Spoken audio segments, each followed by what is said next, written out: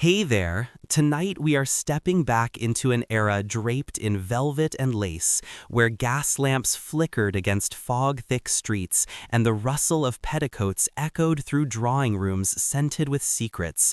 Victorian England, a time of elegance, ambition, and underneath all that finery, a reality far less perfumed than the history books might suggest. Before you settle in too deeply, let me offer you a gentle invitation. If you find yourself drifting peacefully through these quiet explorations of the past, consider joining us for more tales that soothe the mind and invite the deepest rest. Now, allow yourself to sink a little further into comfort, adjust your pillows, and let the weight of the day fall away. Dim the lights if you have not already, perhaps switch on a fan for that comforting hum of white noise, and prepare to wander through a world where beauty and discomfort walked hand in hand, where reputation was everything and cleanliness was, well, negotiable. Imagine for a moment that you have just woken up in the year 1853, somewhere in the heart of London. You are a Victorian woman, respectably dressed, socially aware, and quietly navigating a world that expects you to be delicate, fragrant, and utterly untroubled by the realities of your own body. You open your eyes to a small bedroom, its walls papered in faded floral patterns, the air thick with the scent of old wood, last night's boiled cabbage lingering from downstairs, and something faintly musty that might be the quilt, the curtains, or simply the accumulated history of the house itself. Personal hygiene, as you are about to discover, is less of a daily ritual and more of an occasional negotiation with tepid water and optimism.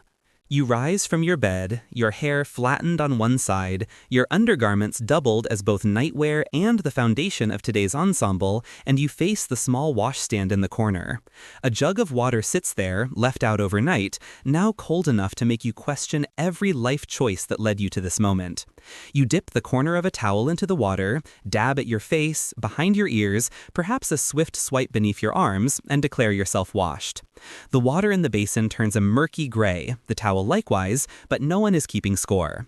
Soap exists, a precious little block that smells faintly of ash and animal fat, reserved for occasions when you truly cannot avoid it. Most mornings, you rely instead on rose water or lavender water, splashed onto your wrists and dabbed behind your ears, a fragrant veil meant to suggest cleanliness rather than achieve it. Your hair, artfully arranged the night before, now resembles a minor disaster. You reach for your boar bristle brush and begin the requisite 100 strokes, supposedly to distribute natural oils and add shine. In practice, you are simply moving yesterday's oils around and perhaps dislodging a stray crumb or two. Shampoo is an abstract concept, involving eggs, gin, or cold rainwater, none of which sound particularly appealing at this hour. So you brush, you twist, you pin, and you hope that the pomade you applied 3 days ago still holds some power. As you dress, you realize your options are limited. The dress that smells faintly of Sunday's roast, or the one that carries the ghost of last month's cheese. You choose whichever seems least likely to draw comment at breakfast. Your undergarments are shaken out, inspected briefly, and deemed acceptable for another day. Clean, after all, is a relative term, and in Victorian England, nobody truly expects perfection. The goal is simply to smell less alarming than everyone else. If you are particularly motivated, you might pin a small sachet of dried lavender or cloves to your bodice, a fragrant shield against the world. Otherwise, you simply lower your standards, raise your chin, and prepare to face whatever the day has in store. Victorian fashion, as you are about to experience, is not designed for comfort or practicality. It is designed to display status, modesty, and a willingness to suffer quietly for the sake of appearance. You stand before your wooden wardrobe, contemplating your choices. 2 dresses hang there, both worn multiple times this week, both carrying the accumulated history of meals, weather, and exertion. There is no such thing as an outfit repeat in the modern sense because you are in a committed relationship with these garments, wearing them day after day until laundry day arrives like a distant holiday. First comes the camise, a thin layer of cotton or linen, the only barrier between your skin and the engineering marvel that is the Victorian corset. If your camise is made of fine cotton, you are fortunate. If it is rougher linen or something even less forgiving, you develop resilience and calluses in places you would rather not discuss. The camise is, in theory, washable. In practice, it is washed about as often as a solar eclipse graces the sky. Scrubbing out sweat stains is a full-body endeavor, one that Victorian etiquette books politely call robust exercise, and most women politely avoid. On top of the camise comes the corset, laced with determination and whalebone, cinched tight enough to make every breath feel like a minor accomplishment. The goal is an 18-inch waist. The reality is a quiet prayer that you do not faint before luncheon. Your maid, or perhaps your sister, pulls the laces with the enthusiasm of someone tightening the rigging on a ship, and you clutch the bedpost and make promises to saints you barely remember. As the corset tightens, your internal organs shift, making room for fashion. Breathing becomes shallow, sitting requires perfect posture, and bending over is a logistical impossibility. Still, you endure, because beauty, as they say, is sacrifice. Next come the petticoats, layer upon layer of starched fabric and wool, sometimes as many as 5, each one promising volume and delivering only heat and the sensation that you are being followed by your own personal laundry pile. Some petticoats are stiff enough to stand on their own, others are simply heavy, damp, and eternally itchy. Your thighs exist in a state of perpetual tropical humidity. Then comes the crinoline, a cage of metal hoops and horsehair that transforms you into a walking architectural marvel. Every doorway becomes a challenge, every piece of furniture a potential casualty. You shuffle sideways through life, forever calculating angles, forever knocking over candlesticks and teacups. Fashion, it seems, is a contact sport. Your outer skirts, bodices, and overskirts come next, usually wool, sometimes silk if the occasion demands, but always heavy enough to make you long for a simpler existence. The bodice buttons up to your throat and down to your wrists, ensuring that not a single inch of skin is exposed to the scandalous possibility of fresh air. Sleeves are snug, movement is restricted, and every gesture feels like a negotiation with the fabric itself. Now you must accessorize. Gloves are mandatory, even indoors, because heaven forbid anyone glimpse your unwashed fingers. Stockings are pulled up and held in place with garters tight enough to leave permanent impressions. Boots, stiff as plywood, are squeezed onto feet that have not seen daylight since the previous Sunday.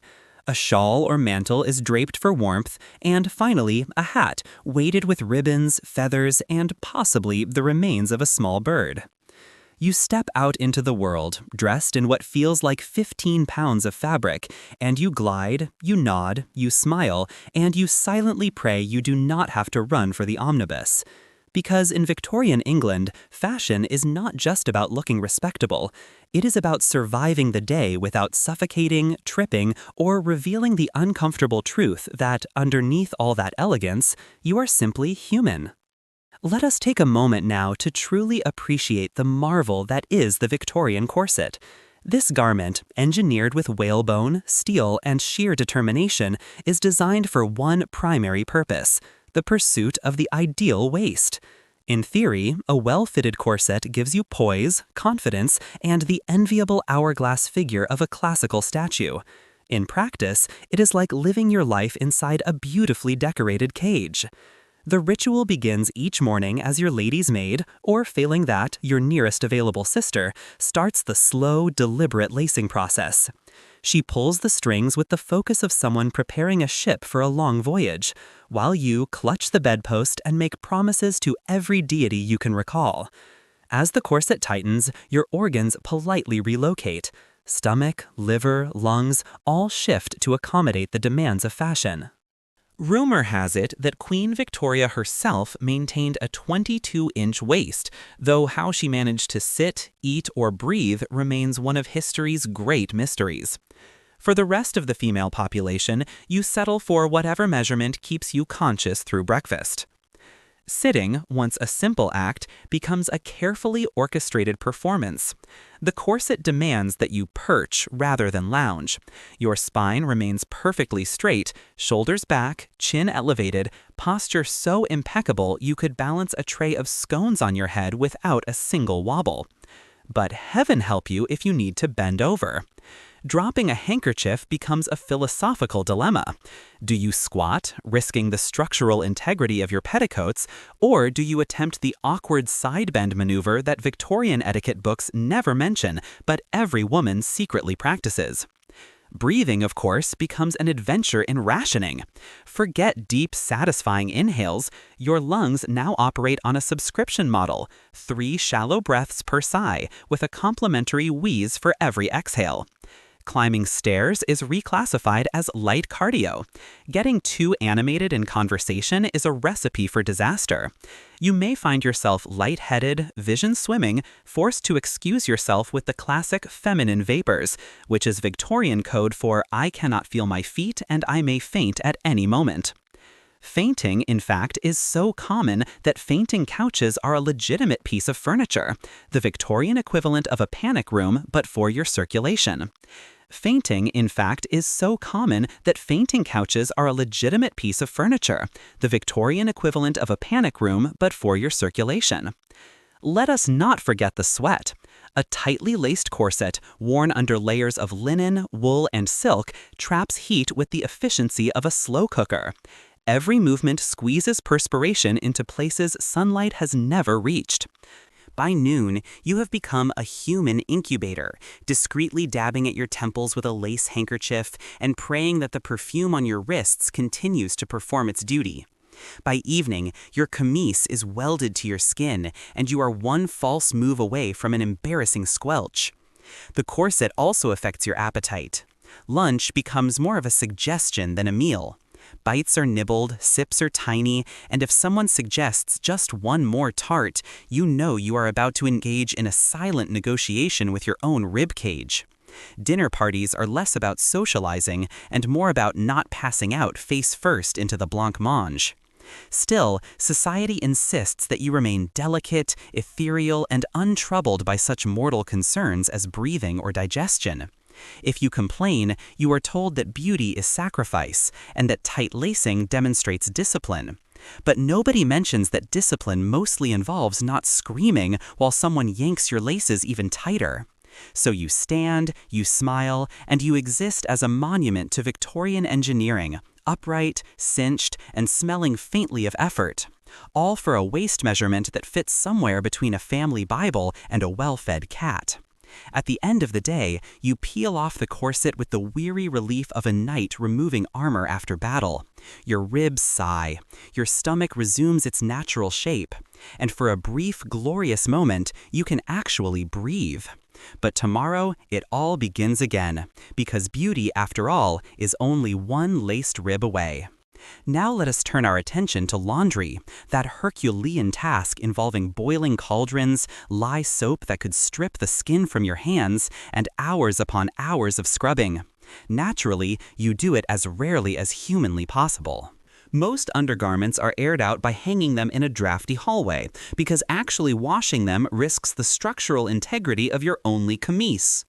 Laundry Day in Victorian England is not a chore. It is a full-scale event scheduled with the seriousness of a royal visit and requiring the participation of multiple people, endless supplies of water, and a resignation to the fact that your hands will be raw for days afterward.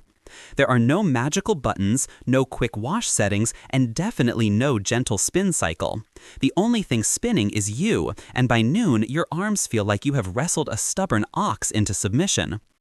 First comes the gathering. Everything that even remotely qualifies as dirty is rounded up. Camises, petticoats, stockings, and occasionally a dress if it has had an unfortunate encounter with gravy or the family cat. Do not expect a full wardrobe rotation. Clothes are precious, fabric is expensive, and frequent washing shortens a garment's lifespan considerably. Spot cleaning is the preferred method, a polite way of saying scrub the visible stain and hope no one notices the rest. Next comes the soaking. A giant tub large enough to bathe a troll is filled with water heated painstakingly over the kitchen range. This requires either servants or, for the middle classes, some very determined relatives willing to haul endless buckets from the well or pump. Hot water is not a luxury. It is an achievement, a triumph of effort over circumstance. Your laundry room is the kitchen, your hands are the agitator, and your hopes for soft skin are a distant memory. Soap is another challenge entirely. Victorian soap is a homemade science experiment, equal parts animal fat, lye, and the haunting suspicion that it might dissolve your fingerprints. It is yellow, crumbly, and about as gentle as sandpaper. Laundry day is essentially an exfoliation ritual you never asked for. Bleach, if you can call it that, is simply old urine, saved in buckets and added to the wash for that extra clean result. Suddenly, the phrase spring fresh takes on a whole new meaning. Scrubbing is the main event. Garments are slapped onto washboards and attacked with the ferocity of someone fighting for survival. Victorian stains are legendary. Ink, mud, sweat, gravy, mystery blotches that defy explanation. You scrub until the fabric surrenders, or you do, whichever comes first. If you are fortunate, there is a mangle, a set of hand-cranked rollers designed to squeeze out water and, if you are not careful, fingers. Rinsing comes next, though it is less thorough than you might hope. It usually involves a hurried dunk in cold water before wringing everything out by hand. If your dress was white at the start of the year, it will be a soft beige by autumn. If it was colored, it fades to a shade best described as Victorian sadness. Drying is its own adventure. Undergarments and stockings are hung over a line in the garden, or, if it is raining, which it always is, draped over chairs near the kitchen fire. Everything dries stiff, scratchy, and suspiciously warped. Your best hope is that nothing blows away in the wind or gets borrowed by a passing neighbor. That camise may never be seen again. And then comes ironing. Yes, after all that effort, someone must iron the creases out of every last petticoat and sleeve.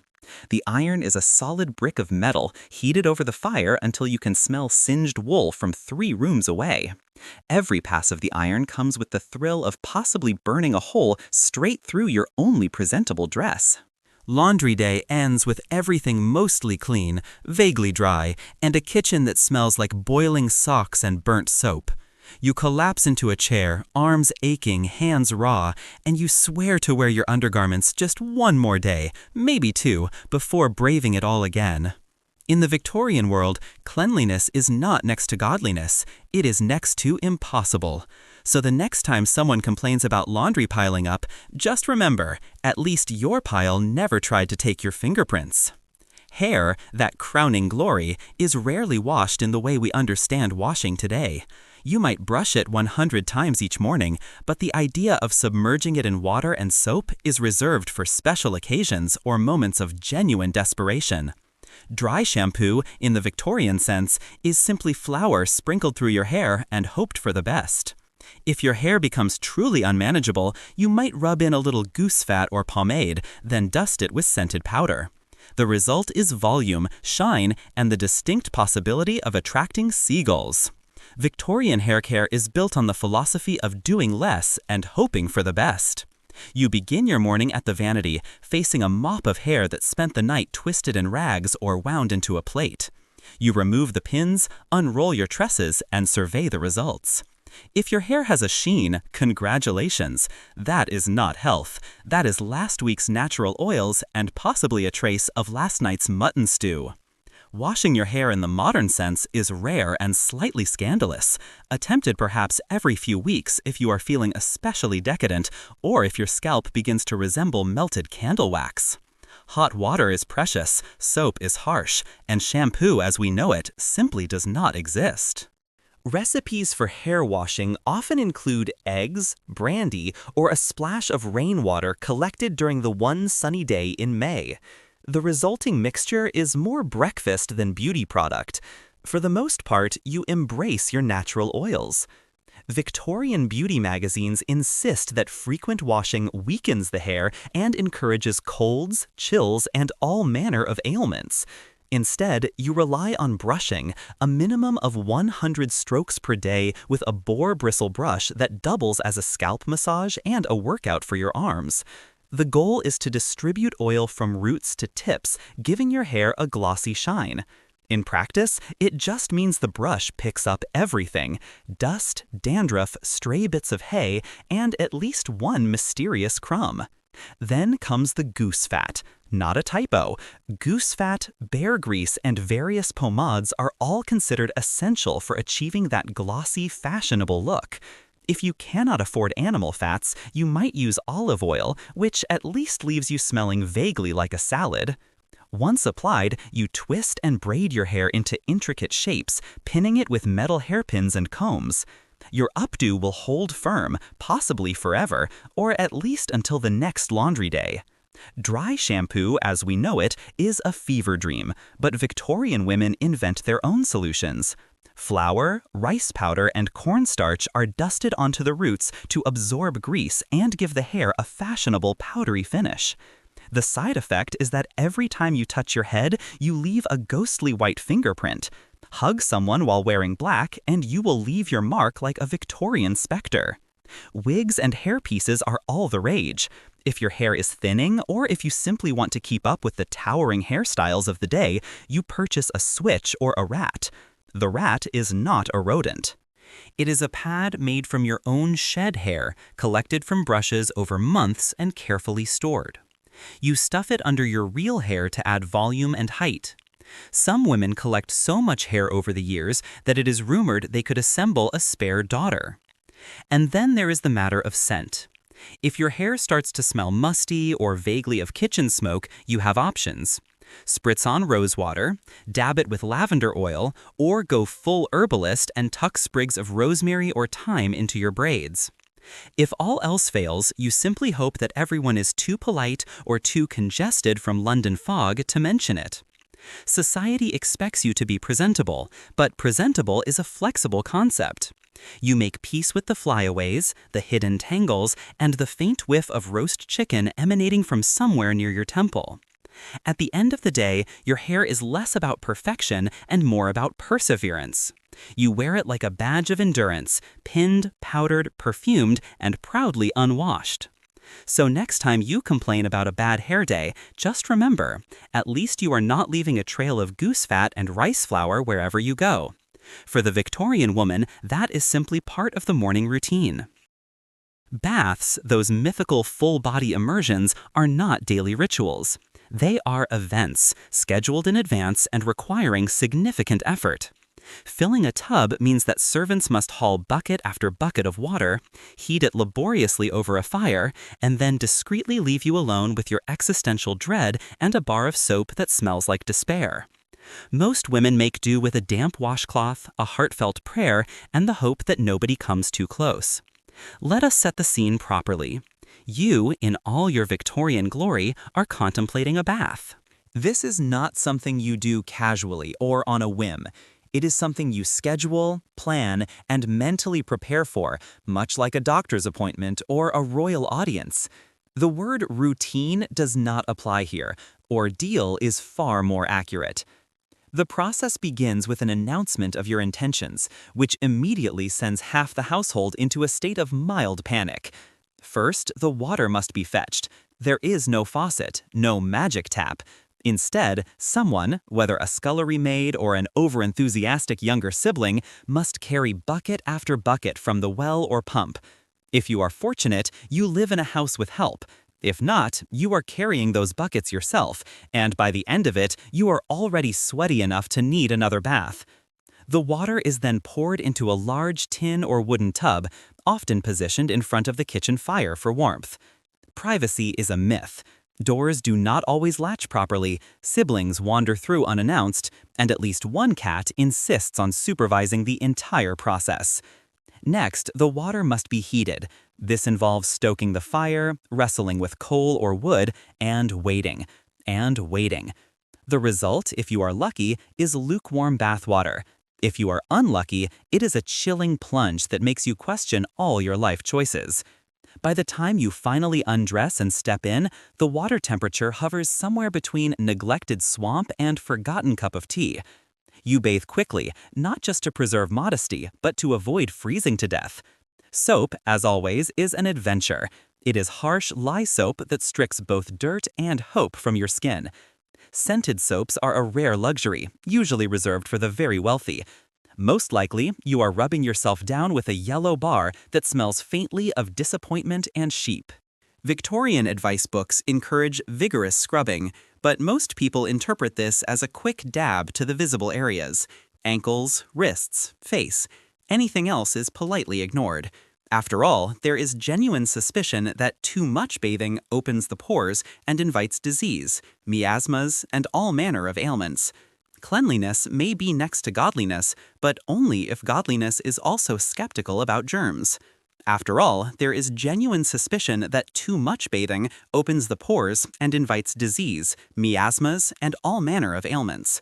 Cleanliness may be next to godliness, but only if godliness is also skeptical about germs.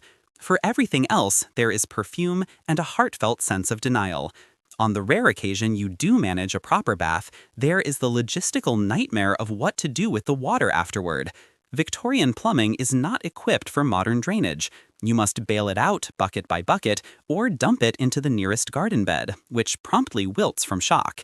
If your entire family shares the tub, and they often do, the pecking order matters.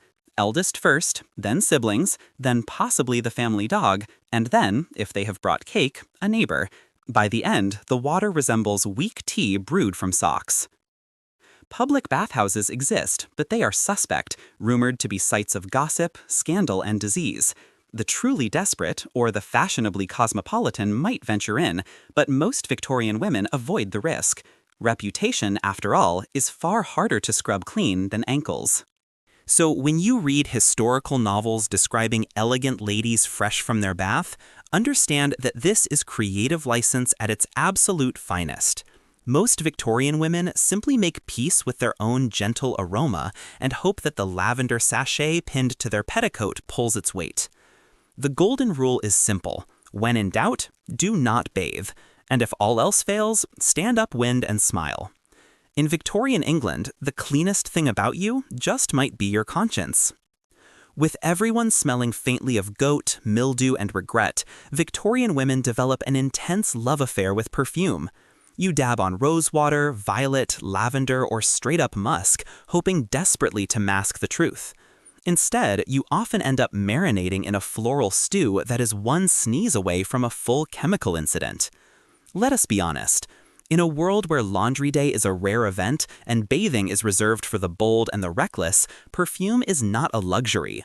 It is a defensive strategy, a necessary weapon in the daily battle for social acceptance. The perfume bottle is not just a pretty accessory on your vanity. It is your most loyal companion, right up there with your fainting couch and your finely tuned sense of denial. The goal is simple. Create a pleasant enough olfactory smokescreen that your own mother would not recognize you by scent alone. The Victorian perfume arsenal is both vast and surprisingly potent. You start with floral waters: rose, lavender, orange blossom, each one promising to transport you to a lush English garden, far away from the actual English garden outside, which is full of manure, chickens, and questionable vegetable plots. These delicate scents are dabbed on wrists, necks, and handkerchiefs, then topped up religiously throughout the day. For special occasions, there is attar of violets, or perhaps a touch of gardenia, making you smell like a bridal bouquet left too long on a sunny windowsill. But as the day wears on and the city air thickens with smoke and horse emissions, subtlety is abandoned in favor of raw power. Out come the heavy hitters: musk, ambergris, and civet, a trio so potent they could fumigate an entire train carriage. Musk is technically derived from the glands of a musk deer.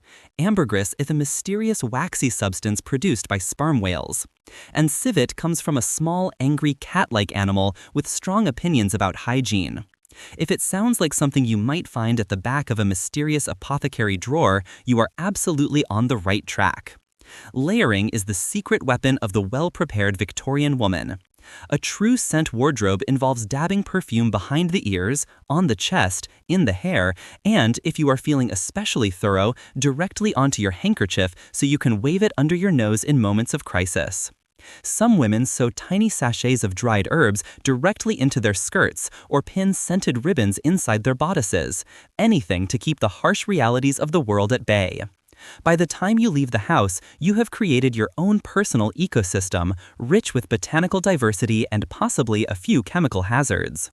Perfume is not just about personal use either. Your entire environment receives the aromatic treatment. Wardrobes are lined with lavender sachets, rooms are spritzed liberally with cologne, and letters are scented before sending so that the recipient will think fondly of you or at least know that you tried. It is a scent arms race, and victory means never being remembered as the one who smelled of boiled cabbage. Of course, not all perfumes are created equal. The finest scents are imported from France and cost as much as a month's rent. Cheaper options are concocted by local chemists using questionable alcohol and whatever flowers survived the journey from the market.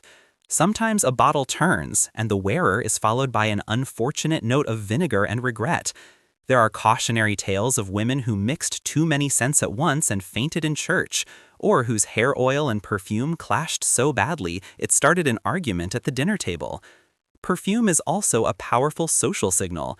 The right scent suggests refinement, wealth, and an enviable sense of restraint. The wrong scent, or far too much of the right one, can signal desperation or, worse still, poor taste. There is an art to it, perfected only through practice and occasionally through hard, embarrassing lessons. If someone wordlessly hands you a lemon-scented handkerchief mid-conversation, you know you have overdone it. In the end, perfume is a daily gamble, a fragrant drop of elegance in a vast sea of uncertainty. You might drift through the world as a pleasant breeze, or you might become a walking cautionary tale. Either way, in Victorian England, the only thing thicker than the fog is the cloud of scent you leave in your wake. And if all else fails, remember this. In the great battle against body odor, all is fair in love, war, and rosewater.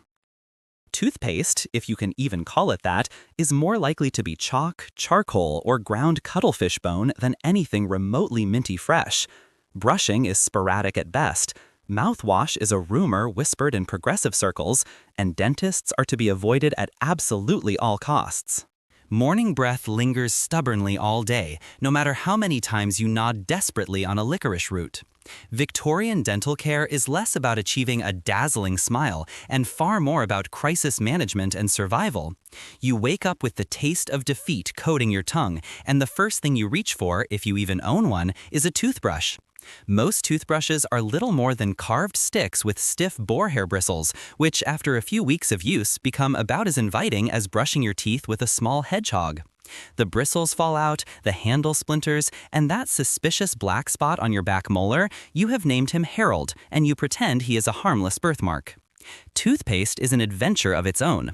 Forget gentle whitening formulas or sensitive care options. In Victorian England, the most common choice is a gritty powder made of chalk, salt, baking soda, or, if you are feeling particularly bold, powdered charcoal. Sometimes someone suggests crushed eggshells or cuttlefish bone, which works about as well as scrubbing your mouth with a miniature sandcastle. The wealthy might import mysterious dentifrices in little decorative tins, often promising breath as fresh as a daisy, but delivering a flavor profile closer to burnt oyster. Mouthwash barely exists as a concept. Some brave souls try rinsing with vinegar, lemon water, or straight gin, which explains quite a lot about Victorian poetry. But the most widespread treatment for bad breath is simply to chew something. Cloves, cardamom, anise, licorice root, anything strong enough to outmuscle the internal rot. Sometimes a sprig of mint is pressed hopefully under the tongue before church or social calls. The effect is temporary and mostly psychological. If you talk too much, everyone knows. Dental work is, in a single word, terrifying. There are no modern dentists with gentle hands and soothing music. There are only barbers, blacksmiths, or the local tooth drawer, whose qualifications consist of a strong grip, a bottle of gin, and an alarmingly high tolerance for screaming. Cavities are not filled, they are ignored until they become a public menace or a source of unbearable agony. Toothaches are treated with hot poultices, fervent prayers, or, if all else fails, extraction with pliers that have also seen duty on wagon wheels and sheep hooves. Losing a tooth is practically a rite of passage. By your mid-20s, you are missing at least a few. Smiling widely in Victorian England is less about dazzling charm and more about resembling a slightly haunted porcelain doll. If you are wealthy and vain, you might invest in a partial denture, crafted from ivory, porcelain, or, in truly desperate cases, the teeth of the recently deceased. Nothing says romance quite like knowing you are kissing someone wearing the ghost of a stranger's molars. Breath, of course, is another constant battlefield. The Victorian diet, heavy on onions, cabbage, pickled fish, and endless cups of strong tea, guarantees that your exhalations could peel wallpaper at 10 paces. Morning breath is an optimistic phrase. Lifelong breath is far more accurate. If you are venturing out into polite society, you keep a scented handkerchief close at hand, dabbing it delicately to your lips and nose before engaging in conversation. Social etiquette quietly dictates that you do not speak directly at someone's face, not purely out of politeness, but out of sheer mercy. For courtship, things become even more delicate and complicated. Love letters are perfumed and poetic, but kisses are rare, and not just because of strict propriety. The very real risk of encountering a sudden whiff of old cheese mixed with rising panic makes romance a cautious affair. Sometimes, the anticipation of a kiss is far sweeter than the actual experience, especially when halitosis becomes an uninvited third party. By the end of the day, your teeth ache, your gums are inflamed, and your tongue feels as though it has been gently sanded. You rinse with tepid water, hope fervently for the best, and pray that science will one day invent mint-flavored toothpaste. Until that glorious day arrives, you flash your crooked smile, mumble your compliments through closed lips, and keep your handkerchief perpetually close.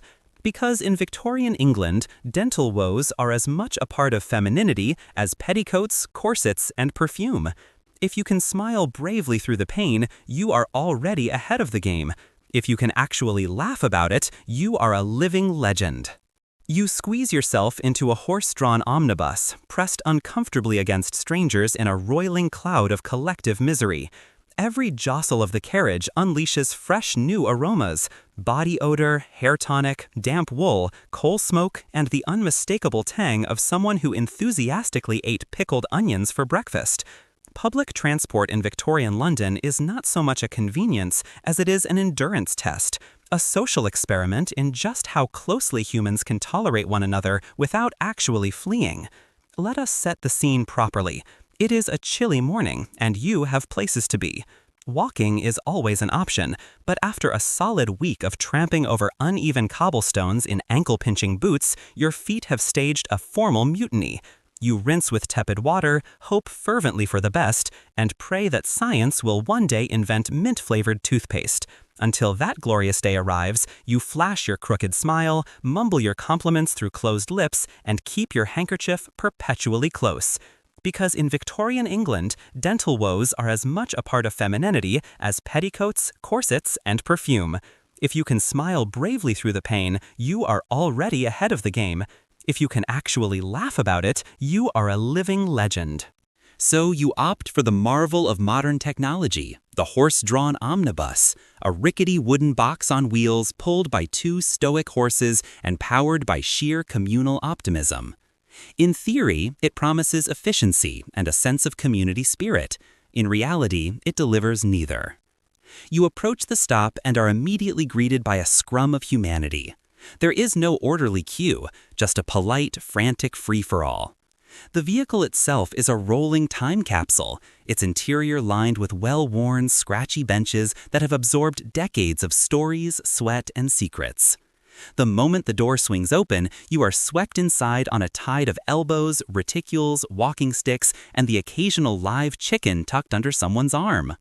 You find yourself wedged tightly between a stern matron wrapped in 3 heavy layers of shawl and a bearded man who appears to have mistaken aftershave for turpentine. Personal space is a forgotten, almost laughable concept. You are pressed shoulder to shoulder, hip to hip, thigh to thigh, breathing the shared, recycled air of a dozen fellow travelers. With every pothole, someone's elaborate hat lands squarely in your lap, and you spend at least 5 mortifying minutes politely extracting a stranger's umbrella from the folds of your petticoats. Windows remain firmly closed to keep out the notorious London miasma, which means every cough, sigh, sneeze, and bodily vapor is trapped inside this moving box. If you are fortunate enough to secure a seat, you cling to it gratefully. If not, you hang on to the nearest leather strap, swaying with the unpredictable rhythm of the city streets, praying silently that your balance outlasts the journey and the stamina of the horses. Then there is the matter of temperature. In winter, the omnibus transforms into a mobile refrigerator, your nose pressed against the icy glass as your breath fogs up the window pane. In summer, the heat rises in oppressive waves, intensifying the perfume of unwashed wool, lingering coal smoke, and barely suppressed anxiety. The only relief comes from the door swinging open at each stop, momentarily blessing you with a gust of relatively fresh air and simultaneously cursing you with a fresh wave of city stench. Horse manure, rotting vegetables, factory emissions, all delivered directly to your nostrils. A vivid sensory buffet unfolds around you. To your right, a sticky-faced child sucks loudly on a peppermint, smearing it methodically into the velvet upholstery. To your left, a gentleman reads his newspaper at full wingspan, elbowing you sharply every time he turns a page.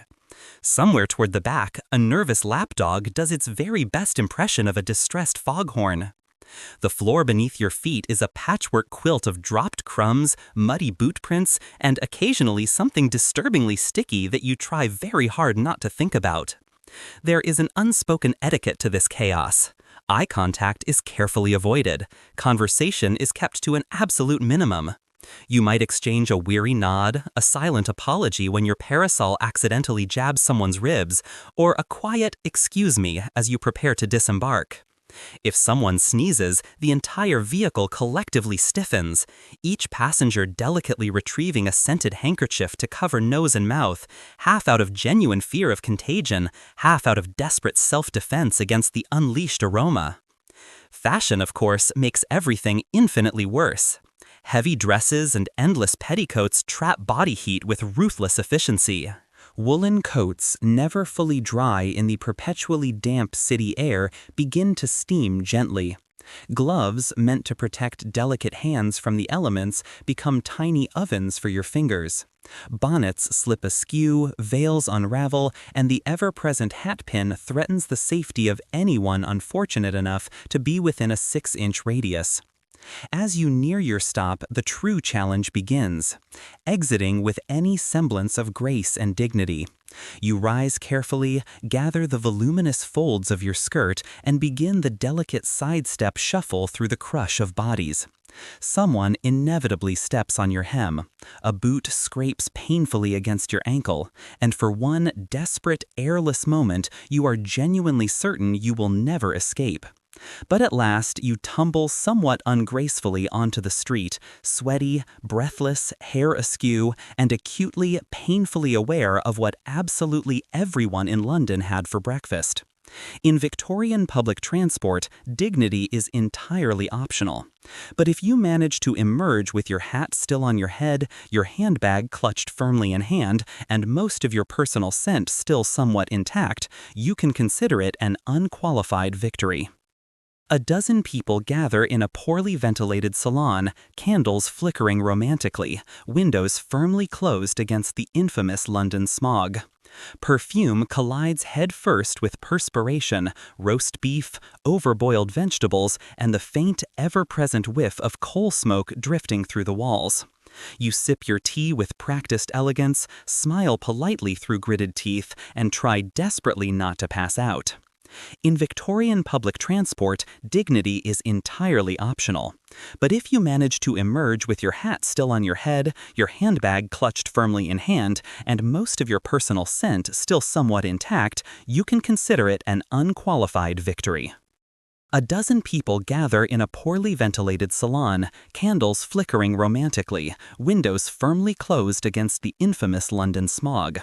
Perfume collides headfirst with perspiration, roast beef, overboiled vegetables, and the faint, ever-present whiff of coal smoke drifting through the walls.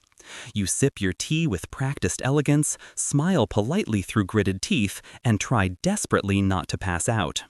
The Victorian dinner party is the absolute pinnacle of social ambition, a rare chance to display your finest manners, your most elegant gown, and, most importantly, your ability to remain conscious and upright in a room thick enough to spread on toast. You receive the embossed invitation with a mixture of genuine excitement and creeping dread. On one hand, it is a welcome break from your daily routine of staring at faded wallpaper and listening to the rhythmic ticking of the grandfather clock. On the other hand, it is a high-stakes test of personal endurance, olfactory resilience, and the structural integrity of your corset. Preparations begin hours before the sun sets. You squeeze yourself painstakingly into your most extravagant dress, complete with all available underpinnings, and accessorize with a hastily pinned sprig of lavender, a generous cloud of face powder, and a truly heroic amount of hair pomade. You emerge ready for absolutely anything except perhaps direct exposure to sunlight or physical exertion.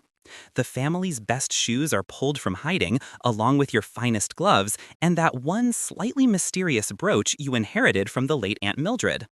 You arrive at the house breathless and flushed to find the front hall already buzzing with anticipation and the very first hints of the evening's signature scent, a swirling, complex blend of overcooked cabbage, smoky tallow candles, nervous perspiration, and the sharp, almost medicinal tang of someone's boldly experimental cologne. You hand off your cloak to a harried servant, offer a silent prayer for ventilation, and brace yourself mentally for several long hours of relentless social acrobatics. The drawing room is a veritable sea of stiff-backed chairs upholstered in rich fabrics that have quietly absorbed a full century of family secrets, whispered gossip, and equally pungent dinners. The windows are shut tightly, both to preserve precious warmth and to keep out the legendary London fog, which, in Victorian terminology, is simply a polite euphemism for airborne horse manure mixed with industrial smoke. The host graciously makes introductions, each handshake presenting a miniature challenge as you attempt to identify the faintest notes of cheese, mutton, stale tobacco, or mothballs clinging stubbornly to every glove. Small talk becomes both an art form and a genuine survival tactic. You comment enthusiastically on the unpredictable weather, on the Queen's latest official portrait, and on the tragic declining state of the neighbor's prized begonias, all while tactically maneuvering yourself closer to the sideboard where the air is marginally, blessedly more breathable. The room, already stuffy and close, grows even warmer as guests settle heavily into their assigned seats and the candles multiply across every available surface. Candlelight may flatter the complexion beautifully, but it does absolutely nothing for air quality. Dinner is announced with the dramatic clang of a brass gong and an immediate wave of mingled anticipation and dread. You shuffle obediently into the dining room, a place of undeniable beauty, architectural grandeur, and deeply questionable ventilation. The meal itself is an endurance marathon, course after relentless course parading past. Boiled beef, rich game pies, quivering jellied eels, and the always slightly suspicious blancmange. Every new dish brings with it a fresh wave of scent, joining the ever-expanding olfactory cloud hovering above the table. By the time dessert arrives, the air is thick, sweet, heavy, and not entirely safe to inhale deeply. Throughout it all, you dab discreetly at your brow with a lace-edged handkerchief and try very hard not to dwell on the uncomfortable knowledge that every single inch of your dress, your chair, and possibly your very soul is slowly, steadily absorbing the room's atmosphere like a tragic, perfumed sponge. As the evening stretches mercilessly on, you yearn desperately for escape, for a single breath of fresh, cold air, or even the faintly moldy sanctuary of the dimly lit stairwell. But leaving early is considered the absolute height of rudeness, a social sin that will be discussed in scandalized whispers for months. So you endure, smiling bravely, nodding politely, and quietly counting down the minutes. When the clock finally strikes the magic hour of socially acceptable departure, you rise with immense relief, thank your gracious host with all the sincerity you can muster, and make your careful way to the front hall, only slightly dizzy from the combined effects of layered perfume, rich pastry, and ruthlessly suppressed panic. Finally, blessedly, you step outside into the cold night air, gulping it down like a drowning person breaking the surface of water, and you realize with profound gratitude that you have survived yet another Victorian dinner party. The memory will linger for days, possibly weeks. And so, unfortunately, will the scent, clinging stubbornly to your hair, your dress, your gloves, and quite possibly your dreams. In the rarefied world of Victorian hospitality, simple survival is a genuine achievement, and if you manage to avoid fainting directly into the blancmange, you are practically royalty. Your undergarments are expensive, difficult to wash properly, and never quite seem to dry completely. The unofficial but universally understood rule is to wear them as long as you possibly can, flip them inside out when desperation strikes, then air them hopefully under your pillow overnight. Some progressive voices suggest you should change them once a week. Others call that recklessly extravagant behavior. Victorian underwear is decidedly not designed for comfort, convenience, or hygiene.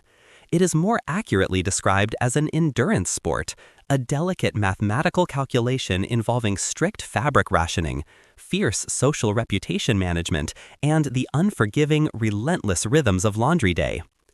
Unlike today's seemingly endless supply of seamless cotton undergarments, your entire personal collection consists of perhaps 2 or 3 chemises and a couple of pairs of drawers at most. If you are less fortunate, belonging to the working poor, you might have just one of each, handed down carefully through generations, patched repeatedly, and mended so often that it is genuinely unclear which generation first wore them. Your day begins with a critical inspection ritual. You hold your chemise up to the faint, watery morning light, squinting skeptically at the various stains. Is that merely shadow or something far more sinister? A quick, furtive sniff test determines your immediate next move. Sometimes you shake out yesterday's drawers with quiet determination, declare them fresh enough for another round, and soldier bravely on. If doubt lingers, the old tried and tested inside-out trick magically extends your laundry window. Victorian innovation at its resourceful finest. Laundry day, as we have firmly established, is an absolute ordeal. Washing undergarments properly means wrestling with dangerously boiling water, harsh lye soap that strips skin along with dirt, and a drying process that depends entirely on unpredictable weather, sheer luck, and how much contested space you can steal near the perpetually hot kitchen fire. Airing out becomes the common, practical compromise. Chemises are draped carefully over chairs, tucked discreetly beneath pillows, or hung near open windows, allowing them to breathe overnight in the cool air. Whether this actually improves the lingering scent or simply distributes it more evenly throughout the room remains hotly up for debate. Society's expectations are not exactly crystal clear. Etiquette books offer frustratingly vague suggestions, typically penned by genteel women who have quite likely never personally scrubbed a petticoat in their entire lives. Change as often as cleanliness and comfort dictate, they proclaim loftily, carefully sidestepping the hard, practical mathematics of just how often that realistically should be.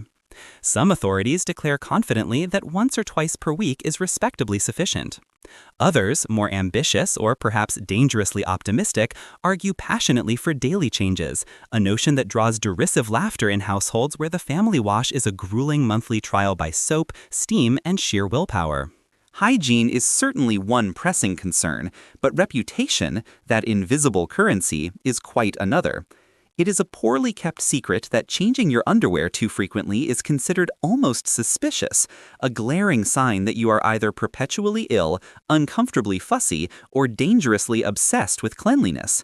Nobody genuinely wants to become the talk of the neighborhood for overwashing. Conversely, not changing often enough risks offending not just your own sensitive nose, but also anyone unfortunate enough to catch an unguarded whiff when you climb the narrow stairs just ahead of them. For those blessed with the services of a lady's maid, this daily dilemma is slightly, mercifully eased. Maids quietly take responsibility for discreetly laundering, carefully mending, and diplomatically managing the delicate rotation, all while maintaining the sacred, unspoken secrecy of their employer's personal habits. For everyone else, it is a solitary, slightly shameful dance.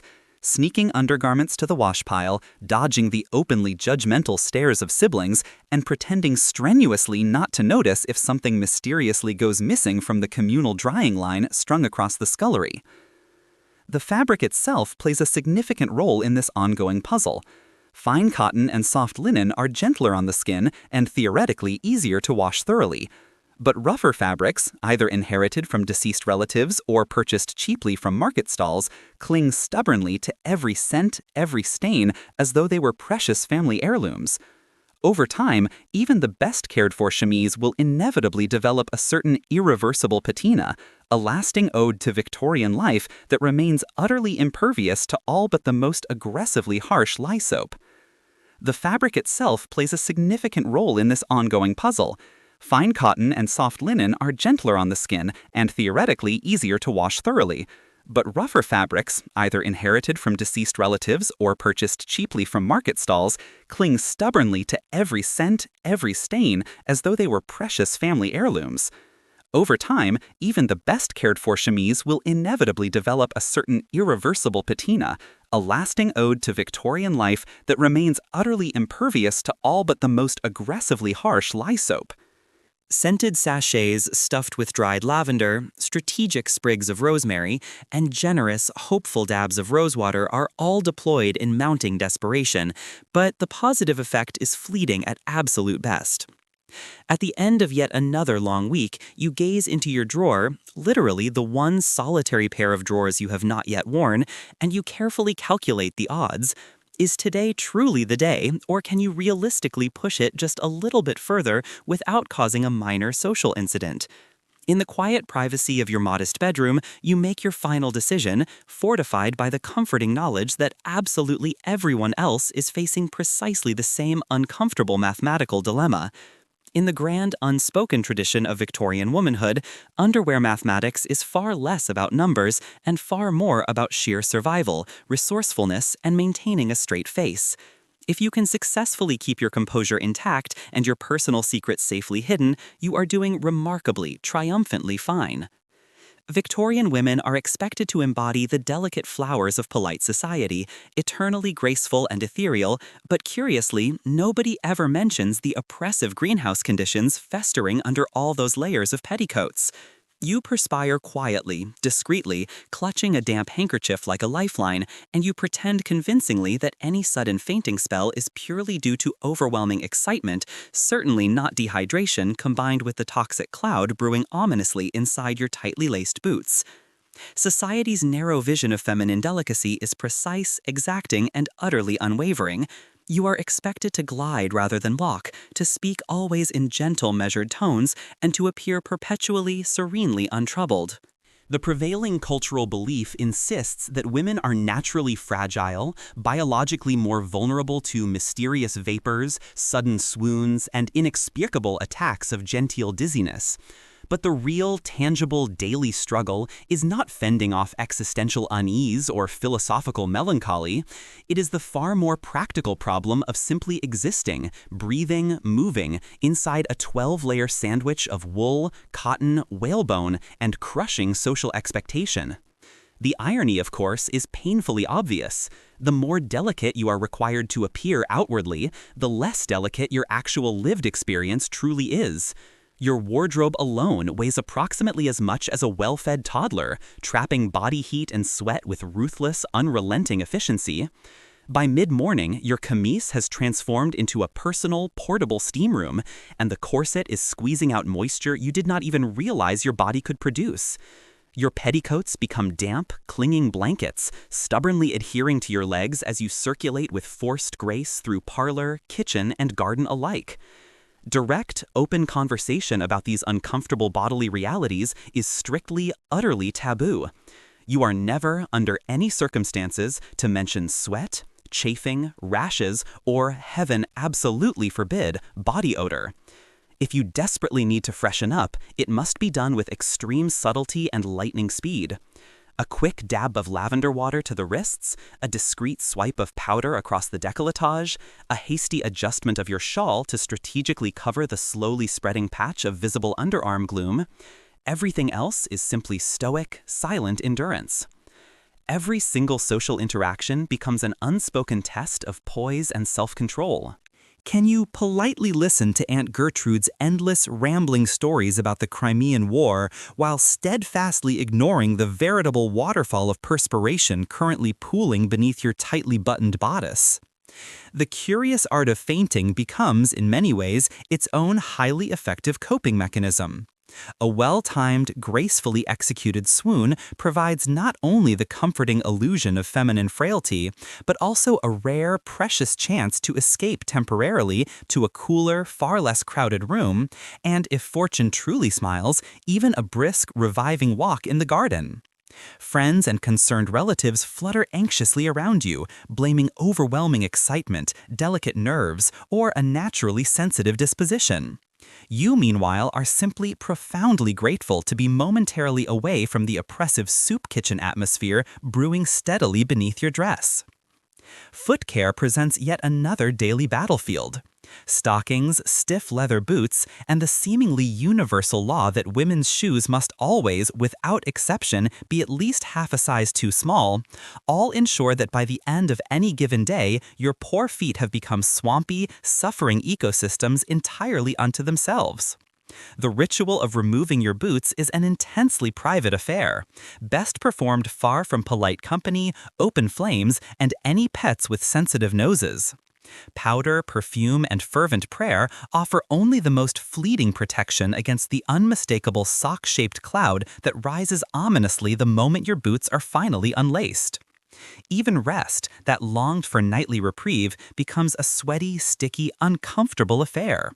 Nightgowns are invariably made of thick, heavy cotton, and beds are built for insulation and warmth, certainly not for ventilation or relief. On warm summer nights, you toss and turn restlessly in a tangled mess of damp linen sheets, haunted perpetually by the lingering ghost of rosewater mixed with the day's exertions, fighting a slow, losing battle with physical reality. If you dare to open a window, even a crack, the immediate risk of catching a dangerous chill sends your entire family into fits of genuine panic.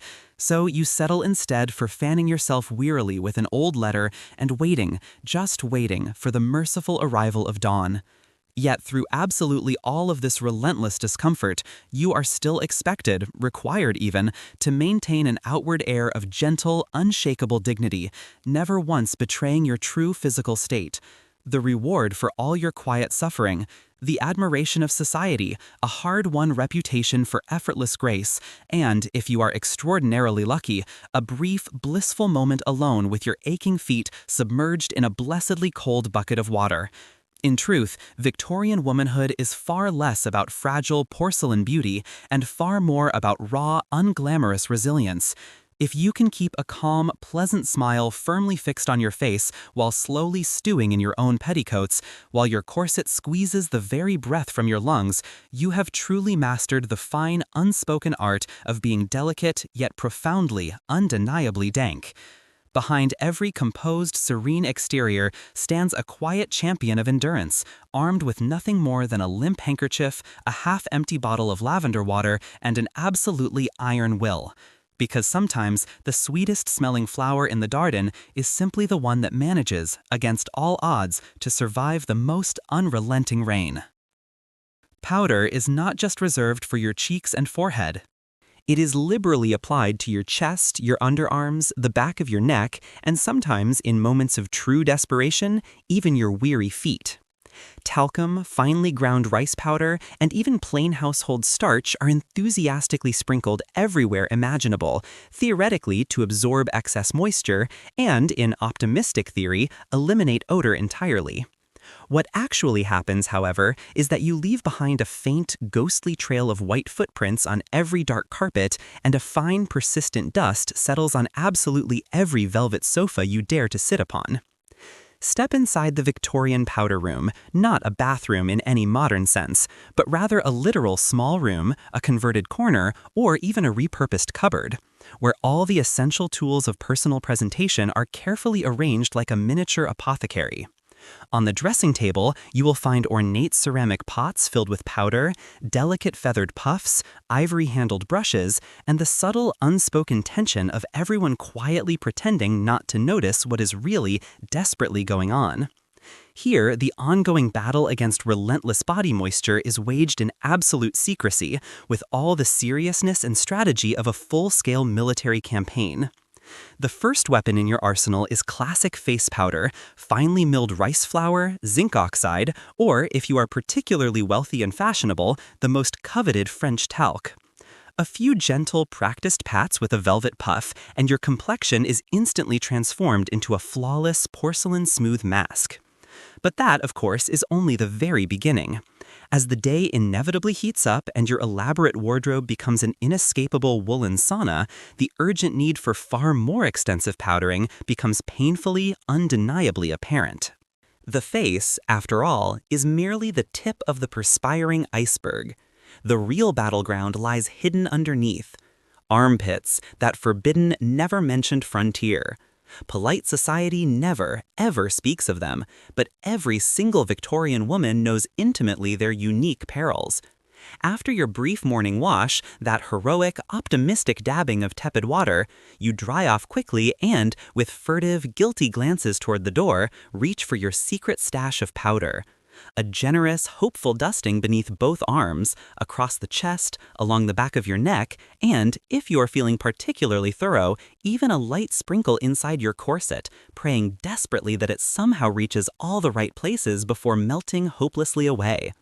Powder offers the comforting illusion of dryness and a faint, fleeting floral scent, but in truth it is mostly just wishful thinking wrapped in expensive packaging. Feet, too, demand regular attention. After an entire day spent crammed into boots that were quite clearly designed by someone harboring a personal grudge against toes, your soles are crying out desperately for relief. Out comes the powder box yet again. You carefully dust your feet, your ankles, and even the inside of your stockings, creating a soft, cushioning, powdery cocoon. The floor directly below your dressing table gradually becomes a snowy drift, and every step you take afterward leaves a subtle white print, a ghostly calling card trailing through the hallway. Of course, all this enthusiastic powder application comes with inevitable consequences. By mid-afternoon, your once elegant black skirt is mysteriously dusted with white patches. Every single time you sit down, a small visible cloud rises, settling lazily on the upholstery and drifting poetically into the shafts of afternoon sunlight. The household cat, if it ventures too close out of curiosity, emerges looking distinctly as though it has been caught in a bakery explosion. And heaven help you if it starts to rain. Powder and moisture combine almost instantly into a sticky, stubborn paste, leaving you feeling uncomfortably like a half-baked Victorian pastry. Despite the mess, the inconvenience, and the occasional household incident, powdering remains as much about comforting ritual as it is about actual, measurable results. Ladies gather discreetly in the powder room, exchanging beauty tips, whispered gossip, and the latest scandal as they carefully reload their puffs. The more ambitious might even blend their own personalized scented concoctions, adding dried lavender, crushed rose petals, even faint hints of bergamot or vanilla. For many women, it is one of the few genuinely comforting moments of privacy in a life otherwise lived almost entirely under public scrutiny. There are, of course, persistent rumors and stern warnings. Etiquette books gently but firmly caution against excessive powdering, subtly suggesting it marks one as vain, desperate, or, worse still, a social climber trying far too hard. Some even whisper ominously that too much powder can dangerously clog the pores and lead to an unladylike complexion, rough skin, or mysterious rashes. But practicality inevitably wins out, especially on sweltering summer afternoons when the very air tastes distinctly of sweat, coal smoke, and quiet desperation. At the end of yet another long, exhausting day, you attempt to brush the worst of the accumulated dust from your gown, shake out your petticoats with weary determination, and hope fervently that nobody will notice the faint, powdery outline of your form permanently imprinted on the settee. The powder room is tidied, the puffs carefully return to their pots, and you prepare to face the evening, slightly paler, possibly drier, and forever leaving your delicate mark wherever you happen to go. Because in the demanding Victorian era, true elegance is not merely about achieving a flawless face. It is about successfully outlasting the relentless heat, the constant sweat, and the never-ending march of daily grime. Armed with nothing but a brave heart, a box of rice flour, and an unshakable sense of hope, you face each day anew. London, that grand, sprawling city, is a pungent tapestry woven from horse droppings, thick coal smoke, spilled beer, pools of standing water, and raw, untreated sewage. You open a window hopefully for fresh air and instantly, deeply regret it. You close the window firmly, sealing yourself in, and instead you marinate slowly in your own personal ecosystem. Let us take a leisurely stroll through Victorian London, shall we? It is a bright morning, or at least bright by the city's standards, meaning the weak sunlight has fought its way valiantly through several oppressive layers of coal soot, factory smoke, fog, and civic resignation. You step cautiously out your front door, dressed respectably and prepared for a gentle promenade, only to be immediately walloped by the city's unmistakable signature aroma, a complex, layered blend of fresh manure, churned mud, coal dust, and the persistent ghost of last night's fish pie. The source of this relentless olfactory onslaught is quite literally everywhere you look. For starters, the streets themselves are rivers of barely controlled chaos, thick with traffic, pedestrians, and even thicker with the physical evidence left behind by the city's estimated 300,000 horses. Every wagon, hansom cab, and elegant carriage contributes generously to the grand, ever-growing urban compost heap. If you are not actively dodging fresh piles, you are carefully sidestepping yesterday's offerings, now churned thoroughly into a thick, sticky, muddy soup by countless boots, hooves, and carriage wheels. The Victorians certainly do their best to manage the mess. Street sweepers armed with well-worn brooms and heroic, impressive mustaches patrol the busiest thoroughfares. But the battle is never truly fully won. The sheer volume is simply overwhelming. As you walk, picking your way carefully, your boots inevitably collect a veritable museum's worth of samples. You quickly learn the valuable skill of keeping your skirts hoisted discreetly above the ankle, and you develop a delicate, graceful sidestep worthy of a trained ballet dancer. Street gutters run continuously with all manner of filth. Soapy gray water from nearby laundries, mysterious brown trickles from tenement drains, and the occasional unidentifiable blob of something best left entirely unexamined. Sometimes a pale-faced child appears suddenly at an upper window with a bucket, chucking the contents of last night's chamber pot directly into the street below. If you are extraordinarily lucky, they shout a hurried warning, "Gardyloo." If you are not, you learn very quickly the immense value of fast reflexes and fervent prayers. And then there is the river. The Thames, that ancient lifeblood and simultaneously the massive waste bin of the entire city, winds its way sluggishly through town, carrying with it the accumulated sense of every abattoir, every brewery, every tannery, and every household for miles and miles upstream. In summer, when the water level drops dangerously low and the sun beats down mercilessly, the great stink rises like a biblical warning, a pungent, inescapable fog. Those who can afford it flee immediately to the countryside. The rest simply plug their noses, stuff their windowsills desperately with lime or camphor, or just become quietly philosophical about breathing exclusively through the mouth. Shops and bustling markets add their own vibrant notes to the sensory symphony. The fishmonger's stall announces itself from half a street away. Butchers and poulterers dangle their wares openly over wooden boards, every surface glistening with drippings, blood, and determined optimism. Flower sellers fight back valiantly with overflowing buckets of violets, roses, and cheerful daisies, but even they know, deep down, it is a losing battle. The enticing smell of roasting chestnuts, fried eels, and freshly baking bread drifts temptingly on the air, mingling, unfortunately, with far less appetizing notes from the nearby tannery, the glue factory, or the overflowing refuse heap. Public spaces, those supposed refuges, are not much better. Parks offer brief, fleeting respite, but the pleasant perfume of damped grass and trampled wildflowers is absolutely no match for the wind when it shifts direction and carries the unmistakable scent of the city's massive refuse heap straight toward you. Even the statues seem to grimace as they watch endless parades of dogs, grubby children, and dubious puddles pass beneath their stony gaze. On rainy days, the odors deepen and ferment alarmingly. Every cobblestone becomes a miniature petri dish. Every dark alleyway transforms into a genuine challenge to even the strongest stomach. And what about home, that supposed sanctuary? You finally return thinking you have escaped the sensory assault, only to realize with sinking disappointment that every step has tracked the city right back through your own front hall. Boots are scraped vigorously, skirts shaken out, but some smells cling with the stubbornness of unpaid rent. Airing out a room seems almost futile. Open the window and you simply get a fresh batch of London. Keep it shut and your own unique bouquet grows steadily stronger by the hour. So you make peace with it.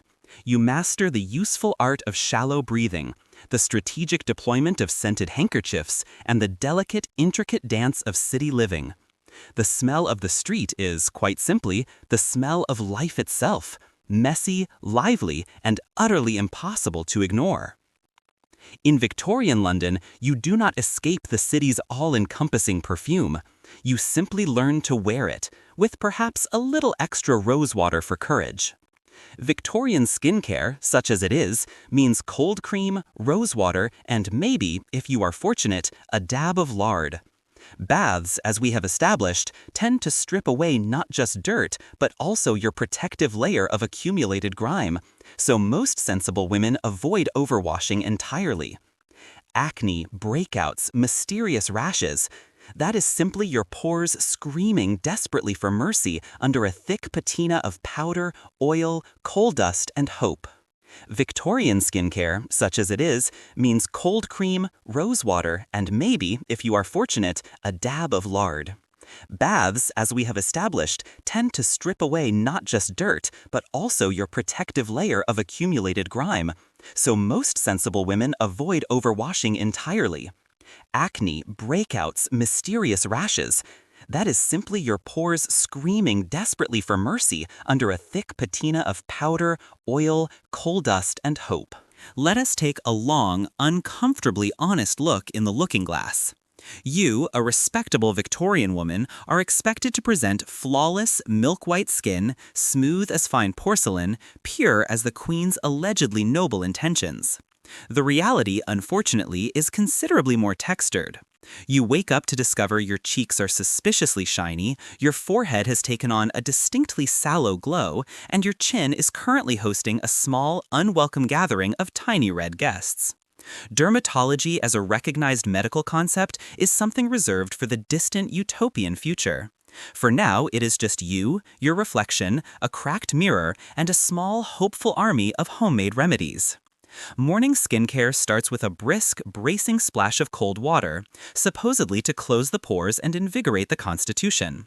The water is usually hard, suspiciously gritty, and smells faintly of iron, but you tell yourself firmly it is character building. Soap, when used, is harsh and handmade, smelling unmistakably of tallow, wood ashes, or that unfortunate time someone tried to clean the chimney with it.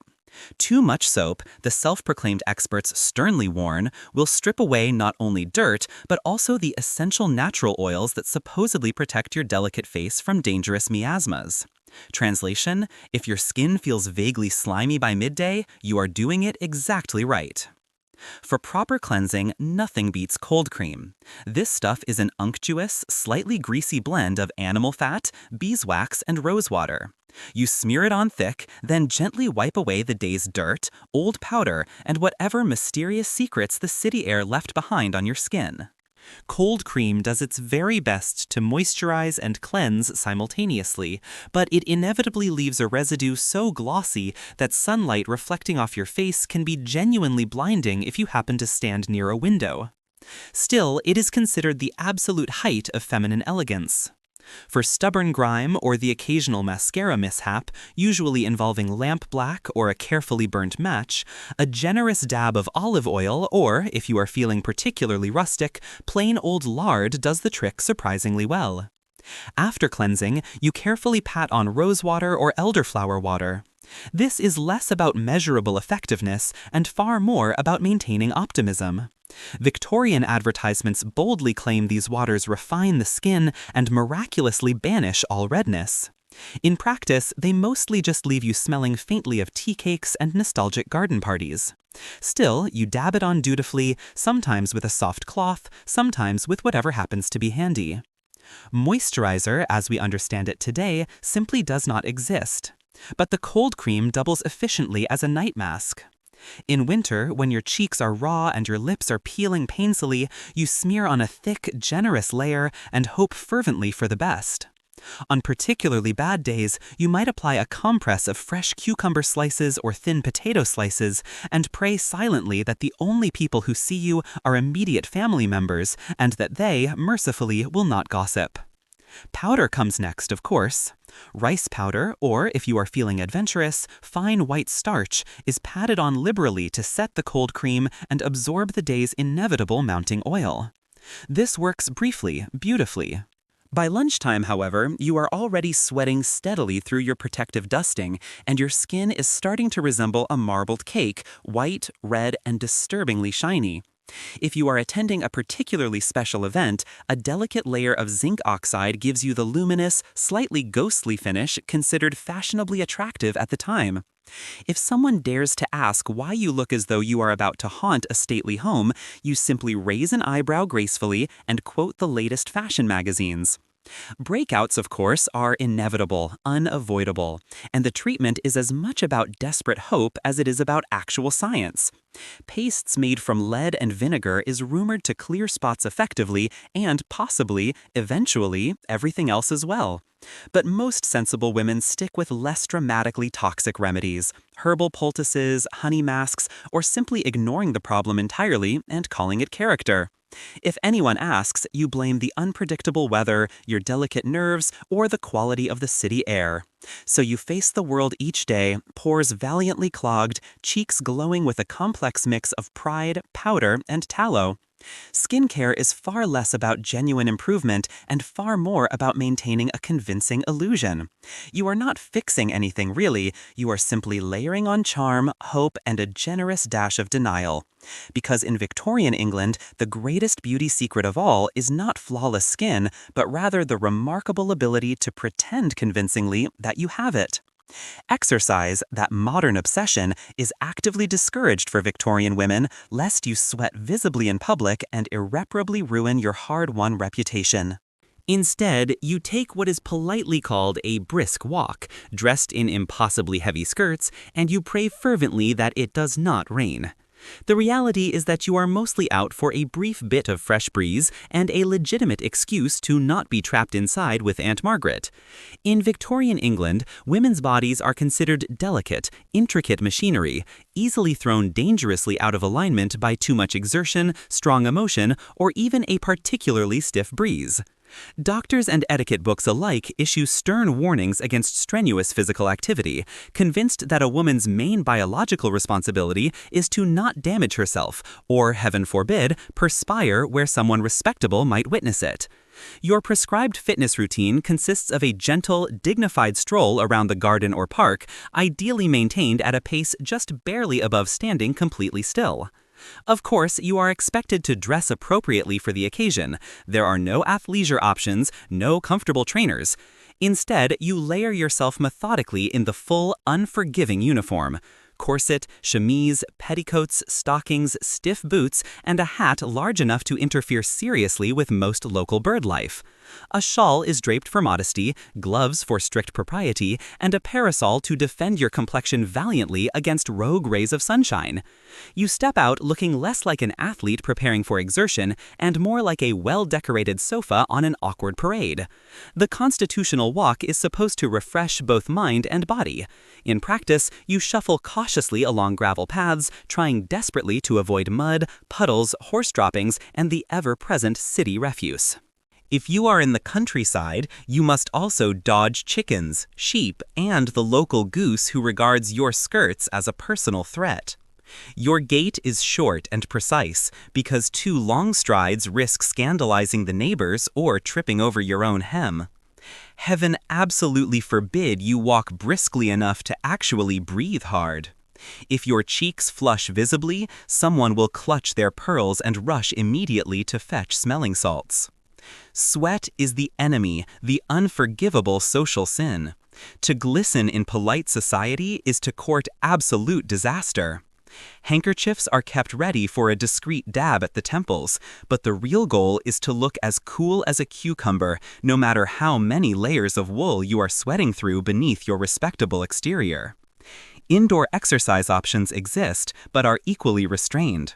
Calisthenics, gentle stretching, light arm waving, possibly touching your toes if absolutely nobody is watching, are all performed in strict privacy, ideally behind tightly closed curtains with a window cracked nervously for air. Some progressive households invest in dumbbells, which look suspiciously like small decorative paperweights, and encourage you to lift them daintily 10 times before calling it a successful day. Jumping, running, or anything that might jar your delicate constitution is heavily frowned upon. The only women who ride bicycles are French, scandalous, or both. For most respectable women, the closest you ever come to real exertion is dancing. Ballroom events are, in truth, the hidden gymnasiums of Victorian society. Endless waltzes, reels, and quadrilles are performed in hot, crowded parlors. After 3 vigorous sets, your feet throb, your camise is quietly damp, but you maintain the flawless illusion of effortless grace. If someone compliments your stamina, you smile, nod, and pretend you are simply enjoying the music. Intimacy, that delicate, rarely discussed subject, is a minefield of its own. You are never truly clean, and neither, let us be honest, is your partner. If you are lucky, the heady blend of floral water, cologne, and wool successfully masks the worst of it. If you are not, every supposedly romantic moment is quietly underscored by the unspoken question, is that me or you? The Victorian boudoir, supposedly a sanctuary of romance and passion, has its own unique, unmistakable scent profile. Candles flicker romantically, heavy drapes block out the street noise, and somewhere beneath the covers, the combined aroma of the day's efforts drifts between partners. Scented sachets are stashed hopefully under pillows. Rosewater is dabbed on wrists, and yet the lingering whiff of old laundry and coal smoke is never far away. Nothing says desire quite like the faint reminder of boiled cabbage. There is a certain choreography to Victorian intimacy. Undressing is a long, awkward process involving untold layers of hooks, buttons, laces, and social anxiety. Each layer peeled away reveals another stratum of the day's accumulated sweat. By the time you reach actual skin, you are both exhausted, slightly tangled, and quietly wondering if you should have just skipped straight to reading poetry. No one talks about this part in etiquette books, of course. Passion is always described in flowery euphemisms: shared affection, tender embraces, glowing cheeks. The reality is slightly damper. Victorian bedrooms are rarely heated after sunset, so both of you rush through undressing seeking the warmest spot in a cold bed. Blankets pile high to ward off chills, but they also trap in every possible scent. There is a very good reason most couples sleep in separate beds, or at least keep a respectful distance until the last possible moment. But for all the discomfort, there is a surprising tenderness in these stolen moments. Couples well-versed in each other's flaws and fragrances find humor in their shared predicament. You develop a secret language. Raised eyebrows, shared glances, a quick spritz of lavender behind the knee. There is solidarity in mutual imperfection, and a sort of romance in the knowledge that nobody is fresh, but everyone is trying. The practicalities of love are endlessly creative. If you are feeling particularly optimistic, you might take a quick sponge bath or change into the cleanest nightgown available, but mostly you rely on optimism and proximity. Sometimes you keep your stockings on for warmth. Sometimes your partner does too. A kiss is sweet, but always tinged with the lingering taste of licorice root or last night's wine. The morning after, you greet the new day with a mixture of fondness and dread. You discreetly check which side of the bed has absorbed more of the night's humidity. You reach for your perfume bottle, hoping to freshen the air before anyone else wakes up. If all else fails, you open the window a crack and claim you simply adore the bracing morning air. Love is blind, but sometimes you wish it were nose blind too. Still, relationships endure and sometimes even thrive. In the steamy, unfiltered world of the Victorian boudoir, romance adapts. You learn to appreciate the closeness, the laughter, and the simple fact that despite all obstacles, two people can still find comfort in a world full of wool, powder, and the ever-present miasma. Because if you can love each other through the haze of Victorian living, layered in petticoats, perfumes, and the faint scent of boiled turnip, then maybe, just maybe, you have found the real thing. And if nothing else, you have certainly found someone willing to laugh with you about it, and that is as good a love story as any. Pregnancy and childbirth are heroic, messy, and fragrant in all the wrong ways. Hygiene during nursing is minimal at best. You simply try to keep the baby alive and hope desperately that your natural musk is not a genuine fire hazard. From the first flutter of morning sickness to the last groggy hour of a sleepless night, a Victorian mother's journey is steeped in scent, sacrifice, and sheer survival. The culture of the era treats pregnancy with both awe and a remarkably healthy dose of denial. Nobody says the word pregnant out loud. Instead, you are in a delicate condition, a phrase as vague as it is hopeful. Your changing body is to be admired from a distance, so long as it is not actually discussed in any detail. The day of birth arrives with a flurry of frantic activity. Midwives, nervous family members, the neighbor who thinks she is an expert, and possibly a doctor if you are lucky, or, depending on the doctor, unlucky. Victorian medical intervention is sometimes worse than no intervention at all. The birthing room is kept stifling, with every window shut tight against dangerous drafts. Sheets, towels, and every available rag are pressed into service. Scented posies or vinegar-soaked cloths are waved about, both as a defense against bad air and as a distraction from the situation's less poetic details. Pain relief is minimal, mostly consisting of brandy, fervent prayer, or biting down hard on the edge of the nearest pillow. The labor itself is long, noisy, and never, ever dainty. Afterwards, there is a profound sense of triumph and exhaustion, but also a fair amount of cleanup. No running water, no sterile gauze, and precious few clean towels. The room smells of sweat, tears, and the sharp tang of iron, overlaid desperately by whatever lavender water is within reach. It is a scent that lingers on sheets, on skin, in memory. Then comes the even messier work, nursing. In theory, it is the most natural thing in the world. In practice, it is round-the-clock feeding, soothing, changing, and praying fervently the baby is actually attached to the correct part of your anatomy. Victorian baby books recommend frequent washing, but what they mean is wiping down with a damp cloth, since real baths are considered dangerous for fragile infants and overexertion for exhausted mothers. Baby clothes and swaddling are rarely more than slightly damp. Linens pile up, but laundry is still a monumental task, so sometimes you just hang things hopefully by the window and pray for the best. Nursing is not a private affair. The baby is always with you, day and night, tucked under shawls, inside carriages, or placed in a makeshift cradle at your feet. The world smells perpetually of sour milk, damp cotton, and whatever you last had for lunch. Modesty is prized, but so is survival. You simply hope you can keep your child fed and reasonably dry, and that your visitors are too polite to mention the wet patch spreading slowly across your bodice. Illness is a constant, terrifying threat, and every cough, fever, or strange rash is a source of deep terror. Remedies range from herbal teas to whispered superstitions. If you are very lucky, you have a helpful mother-in-law. If you are less lucky, she is simply there to point out everything you are doing wrong. Through it all, the unique blend of mother and baby lingers everywhere you go. Still, amid the hardship, there are genuine moments of true sweetness. The first sleepy smile, the grip of a tiny hand, the contented sigh of a full belly. The scent of sacrifice never entirely fades. But for many Victorian mothers, it is a badge of honor, proof that you survived, endured, and did your very best. Because in the end, love is stronger than lye soap, and a mother's presence, for better or worse, is utterly unforgettable. July arrives, bringing with it a heat wave and absolutely no escape. Windows stay closed against bad air. Fans are hand-powered and utterly exhausting. And every surface is sticky with humidity and old perfume. You fantasize about swimming in the Thames, then remember with horror what is actually floating in it.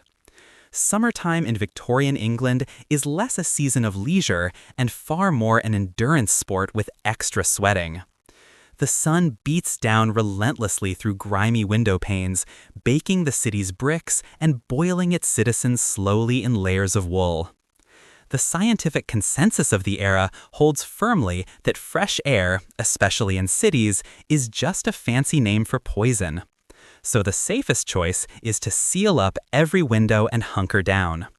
It is a sauna, but with significantly more lace.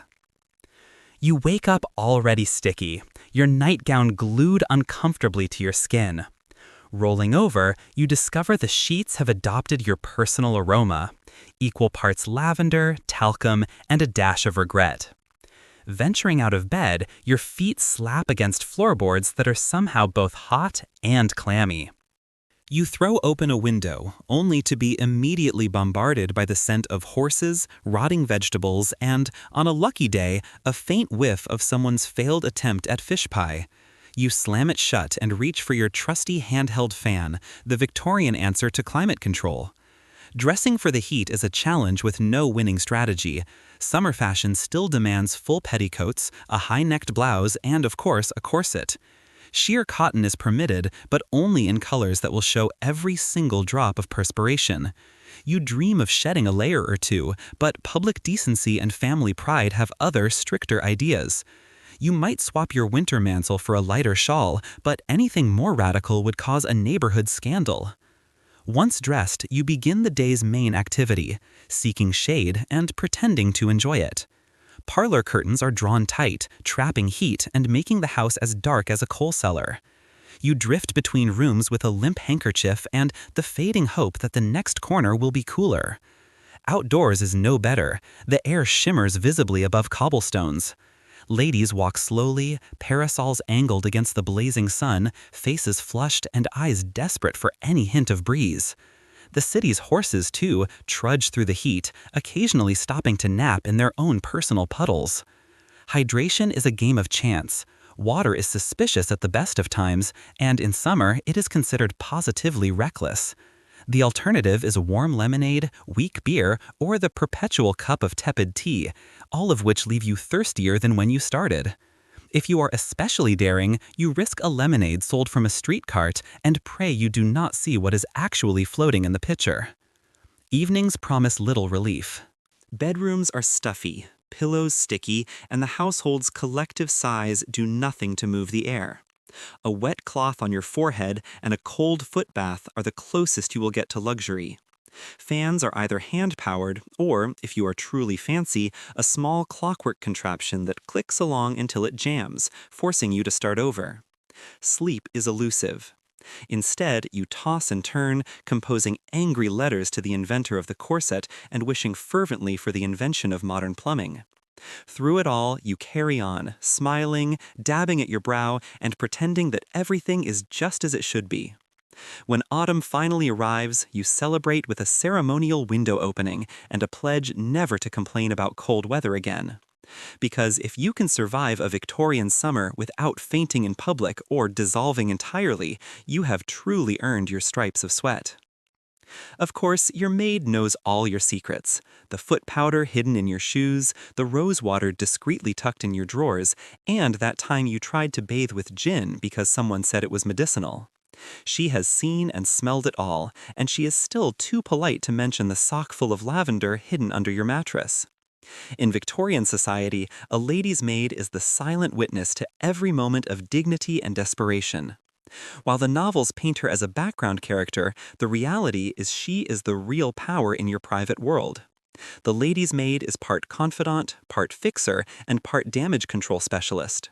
Her job is to make sure you appear effortless and unruffled, even when chaos reigns just below the surface. Morning begins not with sunlight, but with the gentle tap-tap at your door. She enters carrying a tray. Tea, a crust of bread, maybe a sly smile. She knows if you had a sleepless night. She has seen you sleep through a thunderstorm or wake at the first hint of rain on the window. She is the only one who can tell by the state of your nightgown exactly how humid it was under all those blankets. When it is time to get dressed, she lays out your undergarments with the precision of a surgeon. She knows which chemise you prefer for less strenuous days and which drawers can go another round in public. She is an expert in the inside-out trick and the strategic application of rosewater to truly dire areas. No stain is a surprise. No seam too delicate for her needle. You catch her sometimes quietly sniffing a petticoat before handing it over, not to judge, but to gauge whether today will require extra perfume or just another sachet pitted to the bodice. If you are adventurous, she is your accomplice. Remember the night you read about gin baths in a women's magazine and insisted on trying it? She filled the tub, looked the other way as you waded in, and later aired out the towels until the house no longer smelled like a distillery. When you tried dry shampooing with rice flour, she swept up the white trails across the rug. She is discreet about your efforts, even when your hair powder mixes with sweat and leaves a chalky outline on the settee. Her real superpower is crisis management. A spilled cup of tea, a broken lace, a sudden heat wave. She has a plan for every disaster. When summer arrives, she rotates your dresses on the line to keep the sunniest, freshest option up front. In winter, she knows exactly how to warn a corset by the fire before lacing you in. She is the architect behind every successful escape from a dinner party gone wrong, and the last line of defense against a particularly judgmental aunt. Your maid is a vault of secrets. She knows which relatives you avoid, which bonnets pinch, and which boots have finally surrendered to the London mud. She keeps your confidences and your letters safe, never breathing a word of the time you tripped on your own petticoat and landed in the coal scuttle. If she is ever tempted to laugh, she saves it for the kitchen, far from polite society. In exchange, you offer small kindnesses, a second cup of tea, a cast-off ribbon, a moment of genuine thanks. It is not an even exchange, but in a world built on appearances, trust is its own reward. When you finally collapse into bed at night, you know that tomorrow's dignity is already being mended, starched, and discreetly scented just out of sight. Because in the end, the true guardian of your reputation does not wear a bonnet in the drawing room. She is the one who keeps your secrets and your socks safe from the world. Victorian medicine prescribes all manner of freshening routines, from vinegar sponging to patent deodorants made with mercury, lead, or other delightfully toxic substances. None of them really work. Some actively make things worse, but at least you can say you tried. Every era has its health fads, but the Victorians take it to new, dizzying, and sometimes alarmingly toxic heights. Cleanliness, never quite attainable, becomes an obsession in a world where full baths are a logistical nightmare and the city itself smells like a stable. Enter the age of creative solutions. Potions, powders, tonics, and tinctures, most of which promise the scent of angels and deliver the aroma of regret. Let us start with vinegar. If you cannot bathe, you can at least refresh your body by wiping it down with diluted vinegar. This sharp, nose-wrinkling routine is touted as a cure-all, cleansing, deodorizing, and apparently capable of keeping the plague at bay. Your skin is left tingling, red, and faintly reminiscent of a salad. Braver souls add a few drops of lavender or rose oil, hoping to mask the vinegar's bite. It never works. Instead, you drift through the day in a cloud of eau de pickle, convinced you are the pinnacle of modern hygiene. Not satisfied, there is always the next new thing. By mid-century, deodorant makes its dubious debut in the form of powders, creams, and patent liquids with ingredients you can barely pronounce. Some feature zinc or alum, which might actually absorb sweat. Others are based on camphor, which promises to purify the air around you. A select and unfortunate few are laced with lead, mercury, or arsenic, which are said to whiten the skin, banish blemishes, and, after prolonged use, reduce the need for deodorant altogether by killing you softly, one dab at a time. Perfumers jump eagerly into the fray with a dazzling array of colognes and scented waters. Most are gentle: rose, violet, citrus. Others are so strong that one splash could clear a dinner party or empty a tramcar. Patent medicines and apothecaries push aromatic spirits for internal use, meaning you actually drink the stuff. The instructions claim you will smell like a bouquet. The reality is closer to juniper-scented regret with notes of nausea. Not all fads involve chemicals.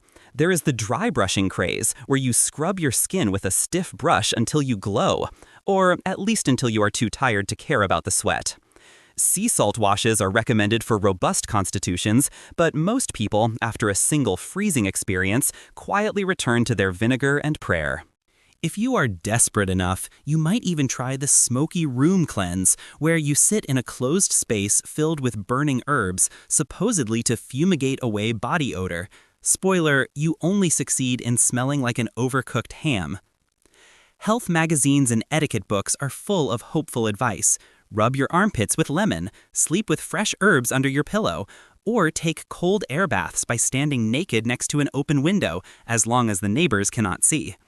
The result is always the same: temporary relief and a sense of accomplishment, followed by the inevitable return of the Victorian musk. Yet even as these fads fizzle, you cling to them because hope springs eternal. Maybe the next tonic, powder, or vinegar rinse will finally work. Maybe you will wake up smelling like a garden in June instead of the back row at a sheep auction.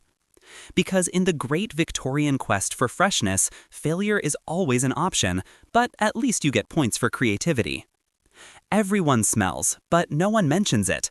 Instead, society invents an elaborate language of delicate hints: a sudden flurry of fans, an open window, or an aggressive offering of a nosegay. If someone offers you a lemon-scented handkerchief, it is time to panic. Victorian England is a place where reputation is everything, and nowhere is this more evident than in the subtle, silent war against body odor. While every home, street, and drawing room simmers with an unspoken aroma, acknowledging this reality is utterly unthinkable. After all, true decorum lies not in the absence of smell, but in the elaborate rituals designed to politely ignore it. The rules of this invisible game are learned early and practiced daily. At social gatherings, the opening of a window is performed with dramatic nonchalance. Someone stands, stretches, and remarks on how stuffy the air has become. If a breeze happens to clear the air, everyone sighs with relief, grateful for the unspoken assistance. If the smell persists, the fans come out. Every lady flutters her lace-edged fan with rhythmic precision, sending coded signals across the parlor. An especially vigorous fan usually means someone nearby has pushed the boundaries of acceptable freshness. Nosegays, small bouquets of fragrant flowers or herbs, are the essential social accessory. You clutch one to your nose at church, in carriages, or during particularly intimate conversations. A whiff of rosemary or a pinch of violet helps to filter the atmosphere and maintain the illusion that you are surrounded by blooms, not fellow humans marinating in wool. Children are taught to hold their nosegays up for their health. Adults know better. Sometimes the clues are more direct. An attentive hostess might gently suggest a refreshment break, giving everyone an excuse to step outside and breathe freely, if only for a moment. If you are offered a handkerchief sprinkled with cologne or citrus, consider it both a kindness and a warning. The lemon-scented hanky is the Victorian way of saying, I care about you, but I care more about my nose. If a friend gifts you a sachet or a tiny vial of eau de toilette, accept graciously and start using it immediately. Conversation is equally coded. No one speaks of sweat or laundry, but euphemisms abound. Heavy weather is blamed for the close air. City living is blamed for persistent scents. If someone refers to a person as robust, earthy, or fond of the outdoors, it is time to check your own armpits. Politeness sometimes extends to outright denial. If an unfortunate gust stirs up something truly unspeakable, everyone simply carries on, eyes fixed on the middle distance, faces serene. Even in the most cramped omnibus or at the most crowded tea party, a stiff upper lip is the order of the day. Discussing the matter would be more scandalous than the smell itself. The truly skilled social navigator anticipates the hazards. She chooses seats upwind, carries 2 handkerchiefs, one for show, one for emergency, and knows exactly how to time her arrival so she is never first into a musty room. In winter, she arranges visits during daylight when cold air keeps things at bay. In summer, she attends only the briefest gatherings lest the heat betray everyone's secrets. In the end, Victorian etiquette is not about being clean, it is about maintaining the fiction of cleanliness. The rituals, fans, and nosegays are less about comfort and more about collective denial, a shared agreement that everyone is fragrant, or at the very least polite enough to pretend. Because sometimes survival means keeping your composure and your opinions to yourself. And in Victorian society, the greatest courtesy of all is never, ever mentioning the obvious. When sending a love letter, you spritz it with your favorite perfume, hoping to enchant, not asphyxiate your beloved. But ink and lavender rarely play nicely together, and sometimes the envelope arrives smelling like a haunted apothecary. In an era before texting, emails, or even reliable telegraphs, the love letter reigns supreme. The Victorian world is a place of longing and delayed gratification. Romance moves at the pace of the Royal Mail, and patience is as vital as passion. Your letter is your voice, your presence, your best hope of making an impression without actually appearing in person in all your fragrant, sweat-soaked glory. To stand out in a sea of pale blue notepaper, you turn to scent. Perfuming your letter is both an art and a gamble. A few drops of rose water, a careful dab of violet, or a touch of orange blossom, all are meant to hint at your refinement and suggest, ever so gently, your personal allure. Too little, and your letter blends in with the bills and bank drafts. Too much, and your paramour is left sneezing, eyes watering, clutching at the scented memory of your affection. Too little, and your letter blends in with the bills and bank drafts. Too much, and your paramour is left sneezing, eyes watering, clutching at the scented memory of your affection. The process is delicate. First, you write the letter, pages of careful script, equal parts poetry and coded longing. You choose your words with care, hoping they will survive the journey as elegantly as you sent them. Then comes the critical moment, the perfume. The trick is not to soak the paper, but to waft the scent nearby, perhaps by waving a scented handkerchief over the open envelope or tucking the pages briefly among the sachets in your lingerie drawer. Some ambitious souls press the letter between sprigs of fresh herbs or a single perfect rose petal. But even the best laid plans can go awry. Victorian perfumes are potent and not always well behaved. A rainy day or a slow carriage ride can turn your subtle scent into a runaway disaster. Ink blurs, paper warps, and your delicate script may arrive streaked with evidence of your enthusiasm. If you are unlucky, the local postal clerk is treated to a surprise, opening his mailbag to the scent of wildflowers, or worse, a whiff of eau de musk and melancholy. Still, the perfumed letter remains the gold standard of romantic correspondence for those too shy for bold declarations. The scent says what words cannot. I am thinking of you. I wish to be near you. Or at least I do not smell like pickled onions. Lovers exchange letters laced with meaning, both written and aromatic. Some even collect the best-smelling missives, hiding them in secret boxes or pressing them between the pages of a diary. Sometimes, though, the effort backfires. An unlucky suitor might receive a letter so powerfully perfumed it clears the parlor. Friends and family speculate about the sender. Too bold, says Aunt Edith, fanning herself. Too desperate, sniffs Cousin James. But your beloved may be more forgiving. A scented letter is proof of effort, creativity, and maybe a bit of mischief, a rare personal touch in a world of cold etiquette. Of course, some take things too far, smuggling entire lemon peels or sachets of dried lavender inside their correspondence. The postman learns to fear your handwriting, but love, as ever, is a risk worth taking. Because in a time when words and fragrance are the only bridges between hearts, every letter is a gamble, and every perfume a hope that your affection will travel farther and linger longer than any bouquet ever could. Even in death, the scents linger. Victorian mourning customs involve layers of black wool, months of not bathing, and enough camphor to kill a small horse.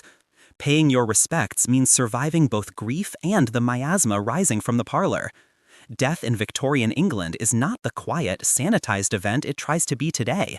It is a grand, public, and deeply aromatic affair. When a family member passes, everything in the house changes. Curtains drawn, clocks stopped, mirrors covered, and black crepe hung from every available surface. But the real transformation comes with the smell. Mourning, after all, is not just an emotional process, it is a sensory one.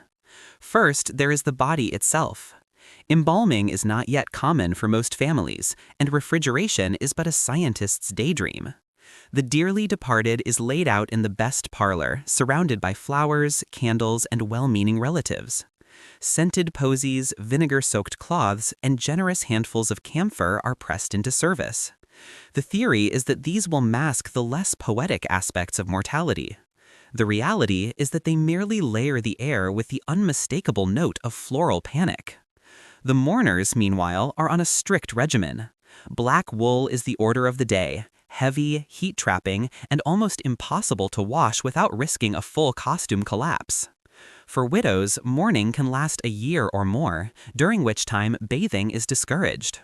Water is thought to weaken the system during grief, and the only thing getting a regular wash is your lace handkerchief, occasionally soaked in cologne and pressed to your nose for self-defense.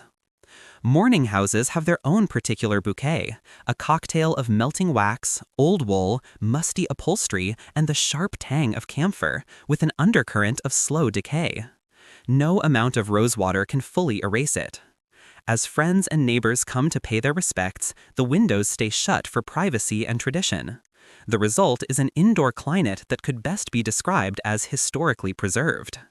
If you attend a funeral, you find yourself in a sea of black, surrounded by people sweating gently into their crepe veils. Every movement raises a cloud of dust, powder, and nostalgia. Muffled sobs and the shuffling of boots mix with the low, ever-present hum of discomfort. Everyone keeps a handkerchief handy, not just for tears, but for an emergency sniff if the parlor gets too oppressive. You soon discover why no one lingers longer than necessary. For those left behind, the duties of mourning continue. Clothes are brushed and aired, but rarely washed. Widows are expected to sleep with a lock of the deceased's hair under their pillow and to wear mourning jewelry, sometimes made from the departed's actual hair, preserved and woven into brooches or rings. You develop a unique nostalgia for the living, hoping the next time you see them, it will not be over a pot of camphor. Gradually, as months pass, black clothing gives way to gray, then lavender, and the house is aired out at last. Yet the sense of loss lingers, woven into carpets, caught in folds of clothing, imprinted on memory itself. Even years later, a whiff of camphor or melting candle wax can bring it all back.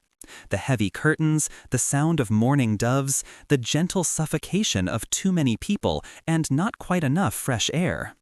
In the end, Victorian mourning is about honoring both the dead and the survivors. If you can emerge with your dignity, your health, and only a faint whiff of camphor, you have done better than most. Because here, even in sorrow, scent is legacy, and history is written not just in tears, but in the air itself. At the dawn of the 20th century, new inventions begin to change everything. Antiperspirant, mass-produced soap, and the shocking idea that maybe you should bathe more than once a fortnight. Hope is in the air, and so is the sweet scent of progress. Imagine, after a lifetime of powder, vinegar wipes, and desperate fanning, waking up to an advertisement for Odorono, the world's first commercial antiperspirant. It promises a life free from underarm anxiety and only occasionally gives you a rash. Early formulas may have been a bit caustic, but for those haunted by the family petticoat, this is nothing short of miraculous. Soap itself transforms too. No longer a precious, crumbly block of lye and fat, but a mass-produced, perfumed marvel. Lifebuoy, Piers, and Sunlight soaps appear on grocer shelves, smelling less like a candle and more like a meadow after rain. For the first time, you can actually afford to wash all your clothes and yourself more than just for Christmas. Bathing becomes a fashionable weekly routine, then twice a week, then, imagine, every day. Victorian grandmothers are horrified. The younger generation can finally tell the difference between their uncles and the family dog by scent alone. Bathrooms themselves get a makeover. Indoor plumbing creeps from the houses of the wealthy into the burgeoning middle class.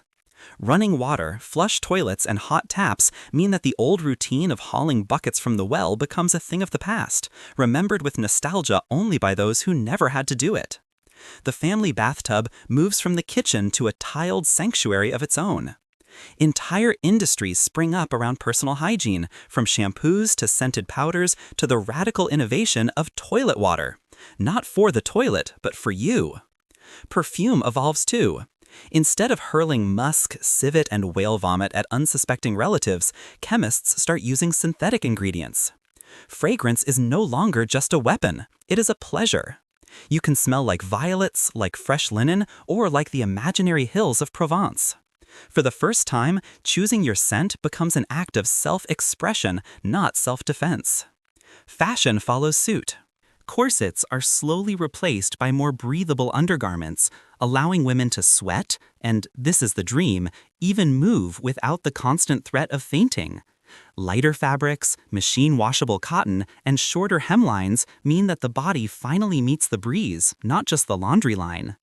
Advertisements boast freshness and cleanliness in bold type, promising a future where you can run for a tram without being mistaken for a cheese wheel. Social rituals adapt too. The nosegay retires to the history books, and handkerchiefs are embroidered for beauty, not just for battle. Dinner parties benefit from open windows and, eventually, electric fans. Etiquette columns begin to address how to keep fresh in summer, not how to look serene while melting. But perhaps the biggest change is psychological. Cleanliness ceases to be just a virtue or an impossible ideal. It becomes, quite simply, normal. People live longer, feel better, and, for the first time in history, can afford to be a little bit smug about how often they bathe. So you stand at the threshold of a new era, ready to embrace the scented future with open and freshly washed arms. The struggle is not over, but at last it finally smells like victory. You never leave home without your trusty nosegay, a tiny bouquet of fragrant flowers, herbs, or, in desperate times, anything green you can find in the garden. Ostensibly a fashion accessory, it is really a mobile life raft against the onslaught of public odor. When a breeze shifts the wrong way, you raise your posy like a shield and pretend it is just for show, not self-defense. Victorian England is a world saturated with smells, some charming, most alarming. Long before the invention of pocket-sized deodorant or the subtle miracle of a travel-sized body spray, the nosegay is your best hope. It is the original personal air purifier, except it is made from whatever you have not yet eaten or boiled for soup. Housewives, children, and high society ladies alike can be seen clutching bunches of violet, rosemary, and mint with a grip more desperate than fashionable. Selecting your nosegay is a daily strategy session. You scan the kitchen garden for anything remotely fragrant. Lavender if it is in season, a sprig of thyme if you are feeling bold. On desperate days, even a bruised geranium leaf will do. Urban dwellers, deprived of homegrown options, buy tiny bouquets from flower sellers at street corners, sometimes with mysterious filler plants whose sole purpose is to overpower the smell of the fishmonger 2 stalls down. The nosegay is as much about etiquette as it is about comfort. Victorians are experts at not mentioning the obvious, so if you need a moment to recover from a surprise wave of public transport aroma, you simply raise your flowers to your face and breathe in discreetly. A practiced flutter of the wrist signals elegance, not panic. If the occasion is truly dire, you can bury your nose and sigh deeply, feigning delight at the scent of crushed basil while privately counting down the seconds to safety. There is a whole unspoken language to nosegays. Offering one to a friend is a subtle way of saying, "I care about your well-being and mine." Lovers might exchange special posies with hidden meanings. Carnation for fascination, rosemary for remembrance, lemon balm for "I hope you bathe before our next meeting." A practiced flutter of the wrist signals elegance, not panic. If the occasion is truly dire, you can bury your nose and sigh deeply, feigning delight at the scent of crushed basil while privately counting down the seconds to safety. There is a whole unspoken language to nosegays. Offering one to a friend is a subtle way of saying, "I care about your well-being and mine." Lovers might exchange special posies with hidden meanings. Carnation for fascination, rosemary for remembrance, lemon balm for "I hope you bathe before our next meeting." Even children are given small bunches to keep them healthy, which really means keep them from asking awkward questions about the smell on the omnibus. The fashion implications are not insignificant. Ladies' magazines offer tips on color coordination. Let your nosegay match your bonnet ribbons for maximum effect. Too much green is frowned upon. Too little flower and you risk being mistaken for someone who has given up hope. Silver holders and filigree cones become coveted accessories, with wealthy women vying for the most elaborate design, a status symbol that doubles as a defensive weapon. Of course, nosegays are not infallible. On hot days, flowers wilt and herbs go limp, losing their potency by midday. Some especially robust city odors cannot be conquered by any amount of hyacinth. If you find yourself in a particularly pungent crowd, your only hope is to breathe through your mouth, hold your nosegay aloft like a talisman, and silently pray for a strong breeze. Still, for all their fragility, nosegays are the unsung heroes of Victorian social survival. They are as much a part of your arsenal as your gloves, your fan, and your ability to smile through adversity. When evening falls and you return home, your flowers are wilted, but your dignity remains intact. A small price to pay for one more day above the city's aromatic fray. Because in a world without deodorant, the best you can do is carry your garden with you and hope it blooms just a little longer than the smell of the street. Travel is not glamorous. It is a slow, rattling nightmare in a stagecoach packed with other people, their luggage, and their unique olfactory contributions. The windows are stuck shut. Everyone is sweating in their Sunday best.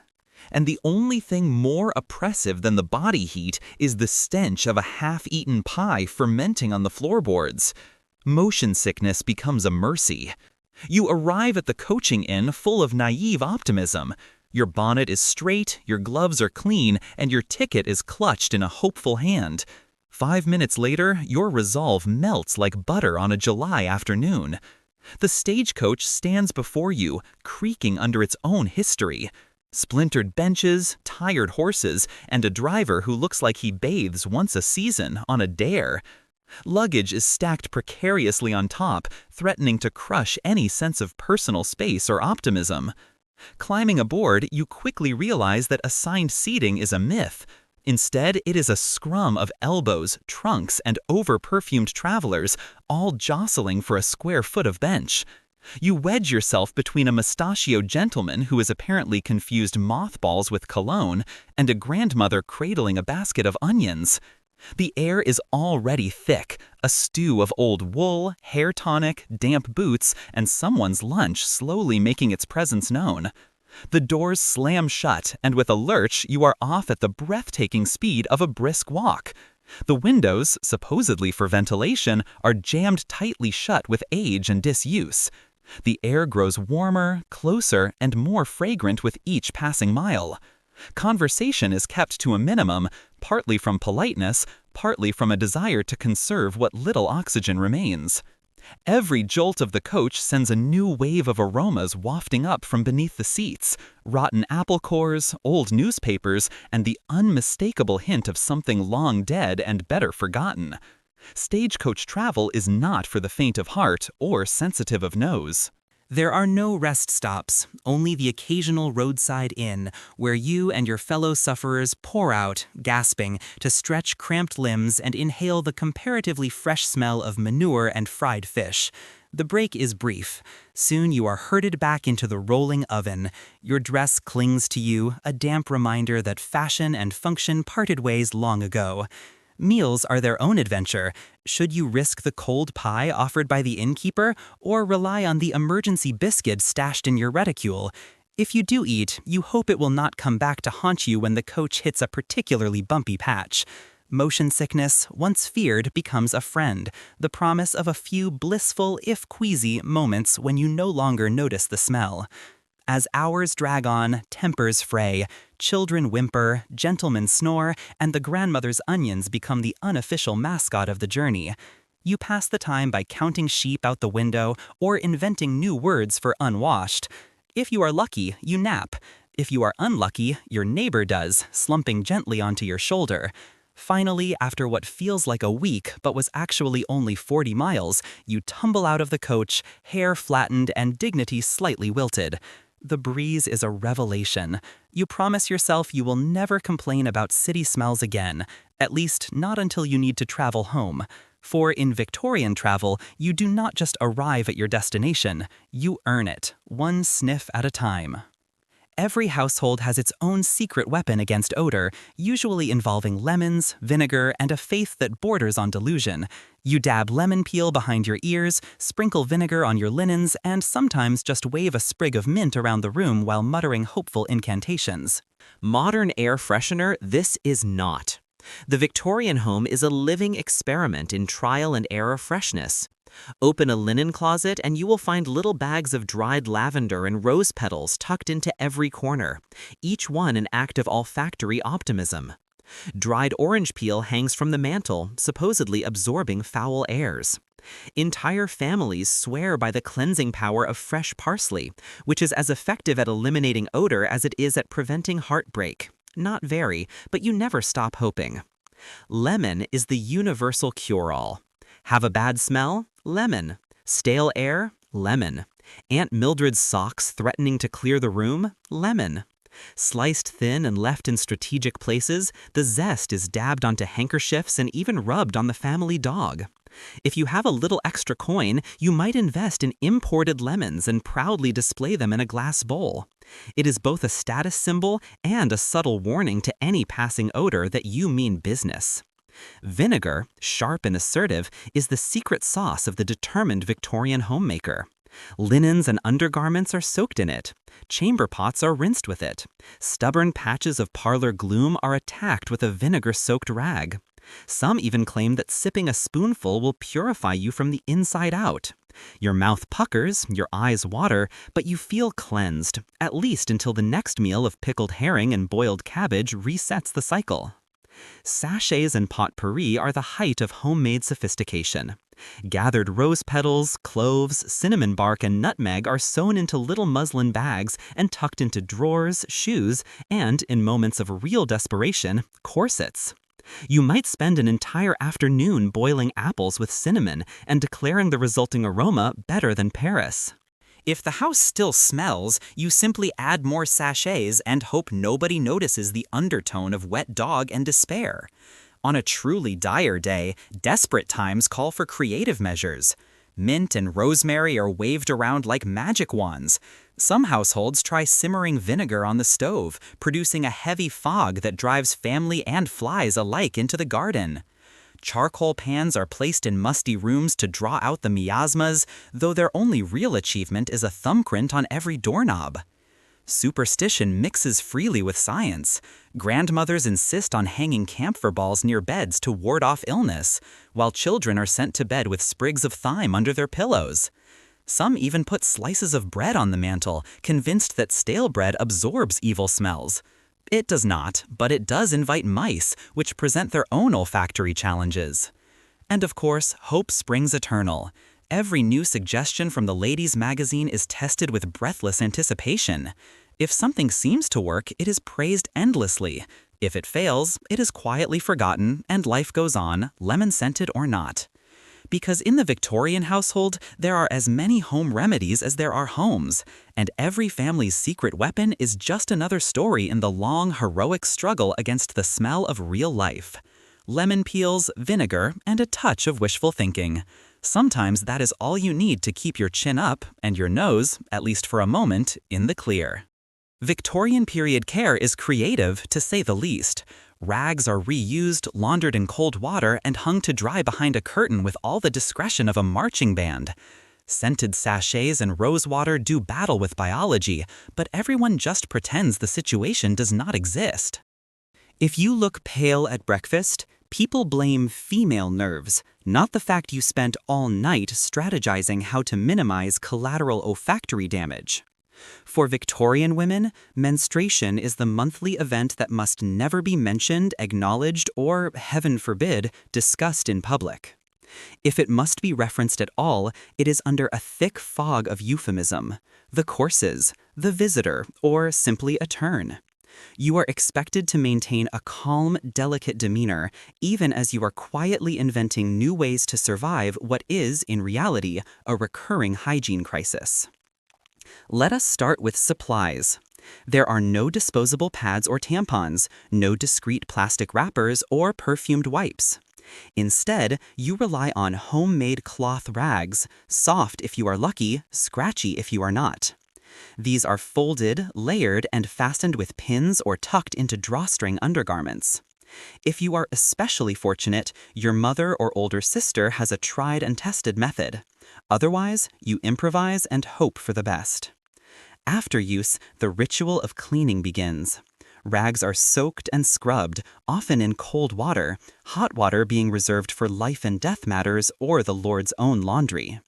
Privacy is a luxury, so you wash and hang your rags behind a curtain, under a bed, or near the stove, anywhere they might dry quickly and avoid the inquisitive noses of younger siblings, male relatives, or, worst of all, the family dog.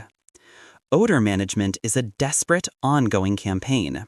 Sachets of lavender or dried rose petals are slipped into linen drawers and sometimes even sewn directly into undergarments. Rose water is dabbed liberally behind the ears, on wrists, and, in moments of real need, across the lower belly. An aromatic Hail Mary meant to convince yourself and everyone else that nothing out of the ordinary is happening. Some women chew parsley, believing it might sweeten the breath, and, by some magical extension, all other bodily scents. Science is not consulted. Physical discomfort is treated with stoic silence or the occasional lie down in a darkened room. If you are pale or peevish, it is nerves or the weather, never cramps. Hot water bottles exist, but are a rare luxury. Most settle for a folded flannel and a stiff upper lip. Should a stain appear, there is a mad dash to change, soak, and scrub and pretend that nothing happened. Bloodstains are blamed on nosebleeds or a minor household accident. You become a master of plausible deniability. In social settings, you monitor your every move. Crossing your legs, standing up slowly, checking the back of your skirt with subtle, acrobatic contortions, these are second nature. The fear of a telltale spot or an errant odor is enough to make anyone faint, which is, at least, conveniently fashionable in Victorian society. Through it all, everyone maintains the fiction that nothing is amiss. Mothers pass on whispered advice. Friends exchange nervous glances and coded warnings. It is a secret club with no handshake, only a knowing nod across the breakfast table. So you soldier on, sachet in place, rose water at the ready, surviving another round of the monthly mystery. And when it is over, you pack away the evidence, grateful for one more month of quiet triumph over biology, laundry, and the unyielding rules of Victorian proprietire. Because sometimes the bravest thing a Victorian woman does is just pretend, nose held high, smile unwavering, and not a word spoken about the struggle beneath the skirts. Dogs, cats, and the occasional caged bird roam freely through your Victorian home, adding their own signature to the family aroma. Wet dog mingles with hair oil, while cat boxes are tucked behind lace screens in the parlor. It is a delicate dance to outsmell the family spaniel, and honestly, some days you lose. Pets are the pride of many a Victorian household, symbols of status, affection, and occasionally chaos. The Queen herself is famously fond of her Pomeranians, and middle-class families follow suit. Every child begs for a kitten, every matron coos over a canary, and every self-respecting gentleman believes a hound or two completes his home. But no etiquette book prepares you for the daily olfactory battles waged beneath your own roof. Let us begin with dogs. They are everywhere, curled under chairs, stretched across hearthrugs, or standing sentinel at the front door. Rain or shine, they track the outside world inside, leaving trails of damp fur, muddy paw prints, and an aroma that lingers like an old scandal. After a walk, your spaniel shakes enthusiastically, sending a fine mist of Thames water and mystery across your upholstery. Attempts to towel dry are met with squirming resistance, so most days you just accept that your settee will never smell like rosewater again. Cats, meanwhile, conduct themselves with regal indifference. They curl in window seats, nap on your freshly pressed linen, and shed with the regularity of clockwork. Their facilities are tucked discreetly behind folding screens or under side tables, but their presence is known to every guest with a nose. You sprinkle fresh earth, scented herbs, and, on desperate occasions, a scoop of coal ash, hoping to keep the worst of it at bay. Yet somehow, even the most fastidious feline can defeat your arsenal of powders and potpourri. Birds add their own pungent notes.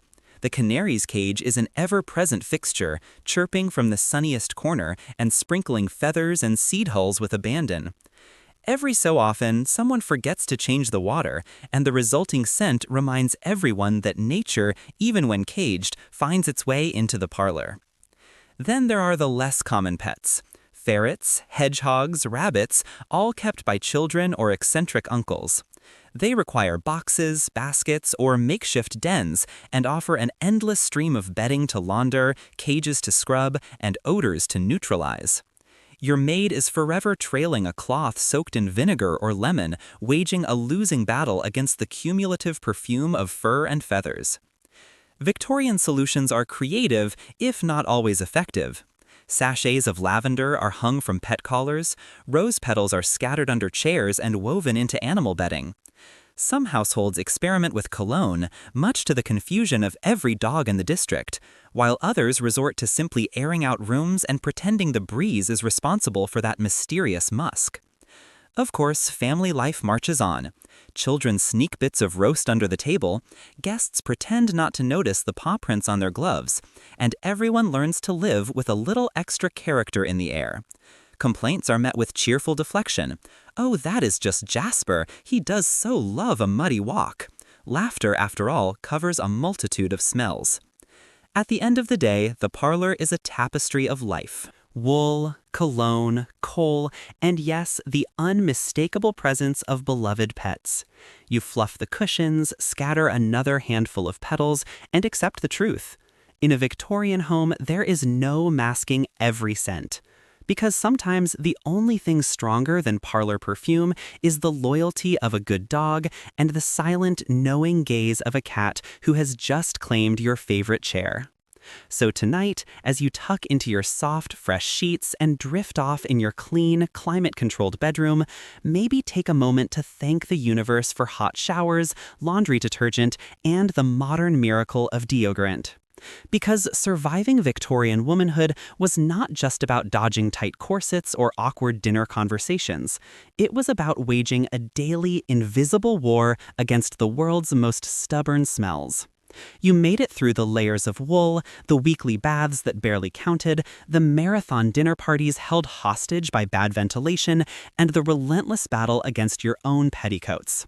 You endured public transport packed like a can of slightly damp sardines, and you learned to wield perfume, lemon peels, and nosegays like weapons in the great olfactory struggle of the 19th century. But the story of Victorian women is more than just suffering and sweat. It is a testament to the human spirit, our ability to survive, adapt, and even laugh in the face of discomfort. For every day spent in wool and agony, there was a night of whispered jokes, clandestine airing out sessions, and small acts of rebellion against the nose-numbing status quo.